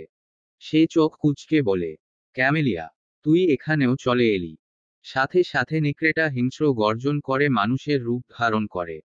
নীল রঙের গাউন পরা বাদামি চোখের ক্যামেলিয়া হেসে বলে উঠে, আমার প্রাণপ্রিয় ভাই আর তার একমাত্র গাধা যেখানে, আমিও সেখানে। ক্যামেলিয়ার বলা কথা শুনে কেভ বলে উঠে, এখানে কি আমাকে গাধা বলা হলো? ক্যামেলিয়া তীক্ষ্ণ দৃষ্টিতে তাকায় ক্যাভের দিকে। তারপর বলে উঠে, আমাদের ভাই বোনের কথার মধ্যে বিরক্ত করবে না। ইয়ান প্রশ্ন করে উঠে, তুই কিভাবে জানলি আমি এখানে? ক্যামেলিয়া বলে উঠে, বুখারেস্ট প্রাসাদে গিয়েছিলাম। অ্যানার থেকে জানতে পারি তুই আজ সকাল থেকে গায়েব তোর গাধা নিয়ে। তাই অনুমান করি যে সম্পূর্ণ রোমানিয়ায় কোন জায়গার প্রতি তোর আগ্রহ সব থেকে বেশি। ব্যাস, পরে এখানে পৌঁছে গেলাম। ইয়ান বলে, এসেছিস, বেশ করেছিস। এখন এই গাধার সাথে তুই থাক। ও অনেক ভয় পাচ্ছে, আমি আরেকটু সামনে যাব। ক্যামেলিয়া মাথা নেড়ে বলে, তুই নিশ্চিন্তে যা, আমি আছি। ইয়ান ঘোড়া নিয়ে এগিয়ে সামনে চলে যায়। কেভ পিছন পিছন যেতে নিলেই ক্যামেলিয়া তাকে ধমকে উঠে, এই ছেলে, কোথায় যাচ্ছ? কেভ পৃথিবীতে দুটো জিনিসকে বেশি ভয় পায়, এক হলো প্রেতাত্মাদের এবং আরেক হলো এই নেকড়েদের। লুনা ক্যামেলিয়া রদ্রিগেজকে। কেভ কিছু বলবে তার আগেই ক্যামেলিয়া বলে, নিজে চুপচাপ ঘোড়া থেকে নামবে নাকি আমি হেঁচড়ে টেনে নামাবো? কেভ চুপচাপ ভদ্র ছেলের মতো নেমে যায়। এই মুহূর্তে সে প্রাণভয়ে বেকুল। ক্যামেলিয়া এবার ক্যাভের সামনে এসে কোমরে হাত রেখে প্রশ্ন করে, এবার বলো, কি প্রশ্ন করছিলে? তোমাকে গাধা বলেছি নাকি? তাই তো। কেভ ভীতসন্ত্রস্ত গলায় বলে, দেখুন লুনা, আপনি আমাকে ক্ষমা করে দেন। আপনি যা ইচ্ছা আমাকে ডাকেন, কোনো সমস্যা নেই। কিন্তু আমাকে যেতে দেন। কাউন্ট একা একা গিয়েছে। যদি উনার সমস্যা হয় কোনো। ক্যামেলিয়া শীতল দৃষ্টি মেলে ক্যাভের দিকে তাকায়। তারপর এক পা দুপা করে ক্যাভের দিকে এগোতে থাকে। কেভ ভয় পেছাতে পেছাতে এক গাছের সাথে গিয়ে ঠেকে। ক্যামেলিয়া এক হাত ক্যাভের পাশ দিয়ে নিয়ে গাছে ঠ্যাক দিয়ে তার দিকে সামান্য ঝুঁকে। তারপর শান্ত স্বরে বলে, ইয়ান আলবার্ট নিজেকে ভালোই সামলাতে জানে। কিন্তু তুমি কি নিজেকে সামলাতে জানো প্রধান সেনাপতি? কেভ ভয় নিঃশ্বাস বন্ধ হয়ে আসার উপক্রম। সেই বুঝে না তার থেকেও 8 বছরের ছোট এই মেয়েকে ভয় পাওয়ার কি আছে। তখনই তার মনে পড়ে যে এই মেয়ে কোনো সাধারণ মেয়ে নয়। নেকড়ে মানবী সে। কেভ কোনোমতে সাহস সঞ্চয় করে বলে উঠে, আপনি অনেক কাছে এসে পড়েছেন লুনা। ক্যামেলিয়া মৃদু হেসে রহস্যময়ী গলায় জবাব দেয়, আজ টের পেলে? অবশেষে কৃষ্ণ সাগরের তীরে আসতে পেরে ইয়ানের মুখে বিশ্বজয়ের হাসি ফুটে ওঠে। এই জায়গা সম্পর্কে সে জোসেফের কাছে শুনেছে। তার বাবা তার মাকে ঠিক এখানে এনেই বিয়ের জন্য প্রস্তাব দিয়েছিল। ইয়ান একবার চোখ বন্ধ করে জোরে শ্বাস নেয়। সে জানে না কেন জানি ট্রান্সিলভেনিয়ার বাতাসে সে তার বাবাকে অনুভব করতে পারে। এখানকার বাতাসেই তো তার বাবা মিশে আছে। ইয়ান ঘোড়া থেকে নামে। কিছুটা এগিয়ে যায় তীরের দিকে। দুহাত মেলে দিয়ে সে চোখ বুজে রয়। সমুদ্রের তীরে তীব্র বাতাস। এই বাতাসে ইয়ানের কপাল জুড়ে থাকা সোনালি চুলগুলো দুলছে। আচমকা পানির ঝাপটানোর শব্দে ইয়ান চোখ খুলে তাকায়। ঘাড় ঘুরিয়ে তাকাতেই সে দেখে একটা অবয়ব সাঁতার কেটে তীরে আসছে। ইয়ানের ভ্রু কুঁচকে আসে। একে তো এত ঠান্ডা, তার ওপর তীব্র বাতাস। এই অবস্থায় কে এখানে সাঁতার কাটতে আসবে? ইয়ান যতদূর জানে ট্রান্সিলভেনিয়ায় মানুষের বসবাস নেই। তাহলে এটা কে? ইয়ান কিছুটা কৌতূহলী দৃষ্টি মেলে সামনে এগোয়। কাছাকাছি আসতেই সে দেখতে পারে একটা মেয়ে। কালো অর্ধছেঁড়া গাউন ভিজে গায়ের সাথে লেপ্টে আছে একদম। কালো কোমর সমান লম্বা চুলগুলো চিকন চিকন অসংখ্য বেণী করে বাঁধা। মেয়েটা সামনে ইয়ানকে দেখতে পেয়েই ঘাবড়ে যায়। 2 কদম পিছে পানির দিকে চলে যায় সে। ইয়ান এখনো মেয়েটার চোখে আটকে রয়েছে। কালো বড় বড় চোখে কি মেয়েটা কাজল দিয়ে রেখেছে? মেয়েটা ভীত গলায় প্রশ্ন করে, কে তুমি? মেয়েটার কণ্ঠ শুনে আরো একবার ধাক্কা খায় ইয়ান। মেয়েটার কণ্ঠ সুমধুর। ইয়ান শান্ত গলায় বলে উঠে, এন্ড্রু। সে ইচ্ছে করেই বানিয়ে একটা নাম বলে। অপরিচিত কাউকেই নিজের আসল নাম কিংবা পরিচয় সে জানায় না কখনো। সে চায় না অপরিচিত কেউ জানুক সে এই সাম্রাজ্যের কাউন্ট। মেয়েটাকে প্রশ্ন করে, তোমার নাম? মেয়েটা ভীতসন্ত্রস্ত গলায় কাঁপতে কাঁপতে বলে উঠে, মাহসা। নামটা শুনে ইয়ানের ভ্রু কুঁচকে আসে। মেয়েটা নিজেই বলে উঠে, আমি তুরস্ক থেকে এসেছি। আমাকে অপহরণ করে অন্য দেশে নিয়ে যাচ্ছিল সমুদ্রপথে। কিন্তু জাহাজ রোমানিয়ান সাম্রাজ্যের কাছাকাছি আসতেই আমি সুযোগ বুঝে সবার চোখের আড়ালে জাহাজ থেকে ঝাঁপিয়ে পড়ি নিজেকে বাঁচাতে। অনেক কষ্টে সাঁতরে এখানে এসে পৌঁছেছি। ইয়ান বিস্মিত গলায় প্রশ্ন করে, তুমি মুসলিম? মেয়েটা মাথা নেড়ে সম্মতি জানায়। ইয়ান কিছুক্ষণ চুপ করে থেকে মেয়েটাকে পর্যবেক্ষণ করে। ঠান্ডায় সম্পূর্ণ শরীর থরথর করে কাঁপছে তার। ইয়ান নিজের গায়ের ক্লকটা খুলে মাহসার দিকে এগিয়ে দেয়। বলে, এটা পরে নাও। আমাদের এখনই এখান থেকে প্রস্থান করতে হবে। বেশিক্ষণ থাকা ঠিক হবে না। কথাটুকু বলে ইয়ান ঘোড়ার কাছে এগিয়ে গিয়ে তার পিঠে চড়ে বসে। মেয়েটাও গায়ে সেই ক্লকটা জড়িয়ে এসে ঘোড়ার পাশে দাঁড়ায়। মাহসাকে চুপচাপ দাঁড়িয়ে থাকতে দেখে ইয়ান শান্ত স্বরে বলে উঠে, আমাকে ভরসা করা যায়। তোমার ক্ষতি হবে না। মাহসা ডাগর ডাগর চোখ মেলে কিছুক্ষণ ইয়ানের দিকে তাকিয়ে থেকে হাত উঠিয়ে বলে উঠে, এটা দেওয়া যাবে। ইয়ান মেয়েটার হাতের ইশারা লক্ষ্য করে দেখে তার গলার কালো কাপড়টার দিকে তাক করা। ইয়ান কোনো কথা না বলে কাপড়টা গলা থেকে খুলে মাহসার দিকে এগিয়ে দেয়। মাহসা কাপড়টা দিয়ে নিজের মাথা এবং বুক ভালো করে ঢেকে নেয়। নীরব দৃষ্টিতে তা দেখে ইয়ান তারপর এক হাত বাড়িয়ে দিয়ে বলে, যাবে। মাহসা মাথা নেড়ে এক হাত বাড়িয়ে ইয়ানের হাতে রাখে। সাথে সাথে ইয়ান তাকে টেনে নিজের সামনে তুলে বসায়। মাহসা ঘাড় ঘুরিয়ে ইয়ানের দিকে তাকাতেই দেখতে পায় ইয়ানের চোখের রং সবুজ। এই জিনিসটা এতক্ষণ মাহসা লক্ষ্য করেনি। অথচ এই চোখের দিকে তাকিয়ে সে এইমাত্র একটা বিষয় আড়াল করল। তা হলো নিজের আসল পরিচয়। অপরিচিত কাউকে নিজের পরিচয় জানানো মাহসারও নীতির বিরুদ্ধে পড়ে। তাই সে আর এই বিষয়ে কিছুই বলেনি। এসব ভাবতে ভাবতেই মাহসা দেখে সে অনেকক্ষণ ধরে ইয়ানের দিকে তাকিয়ে আছে। খেয়াল হতেই সাথে সাথে সে দৃষ্টি সরিয়ে ফেলে। কোনো পুরুষের দিকে বেশিক্ষণ সময় বেহায়ার মতো তাকিয়ে থাকাও তার নীতির বিরুদ্ধে পড়ে। রোমানিয়ায় এক বিশেষ উদ্দেশ্যে এসেছে সে। সেই উদ্দেশ্যই আপাতত তার একমাত্র লক্ষ্যবস্তু। গভীর নিস্তব্ধ রাত। প্রাসাদের প্রতিটি মানুষ ঘুমিয়ে পড়েছে। শুধু যে ঘুমায়নি সে হলো আনাস্তাসিয়া। নিজের কক্ষে তার আর রিকার্ডোর চিত্রের দিকে তাকিয়ে আছে সে। রিকার্ডো চিঠি পড়ার পর আজ পর্যন্ত আর কাঁদেনি সে। সাহসিকতার সাথে রিকার্ডোর সকল স্বপ্ন পূরণ করেছে। একা হাতে সব দায়িত্ব সামলেছে। কিন্তু এখন সে দায়িত্ব মুক্ত। আগের মতো এত দায়িত্বের বোঝা তার কাঁধে নেই এখন। ইয়ান এখন কাউন্ট হয়েছে। সবকিছু সেই সামলায়। আনাস্তাসিয়া ঘাড় ঘুরিয়ে রিকার্ডোর টেবিলের দিকে তাকায়। টেবিলের উপর রিকার্ডোর সেই বেহালাটা রাখা আছে। আনাস্তাসিয়া চুপচাপ এগিয়ে গিয়ে বেহালাটা হাতে নিয়ে বারান্দায় চলে আসে। বারান্দার রেলিংয়ের পাশে দাঁড়িয়ে চোখ বুজে রিকার্ডোর শেখানো সেই ধ্বনি বাজানো শুরু করে। বেহালার সুর এবং মাতাল হাওয়ায় সে অস্ফুটে বলে উঠে, তুমি না চাইলেও প্রত্যেক জন্মেই আনাস্তাসিয়া কেবল রিকার্ডোকেই ভালোবাসবে। সমাপ্ত। গল্প মহাপ্রয়াণ। লেখনীতে নাফিসা তাবাসসুম খান। অন্তিম পর্ব।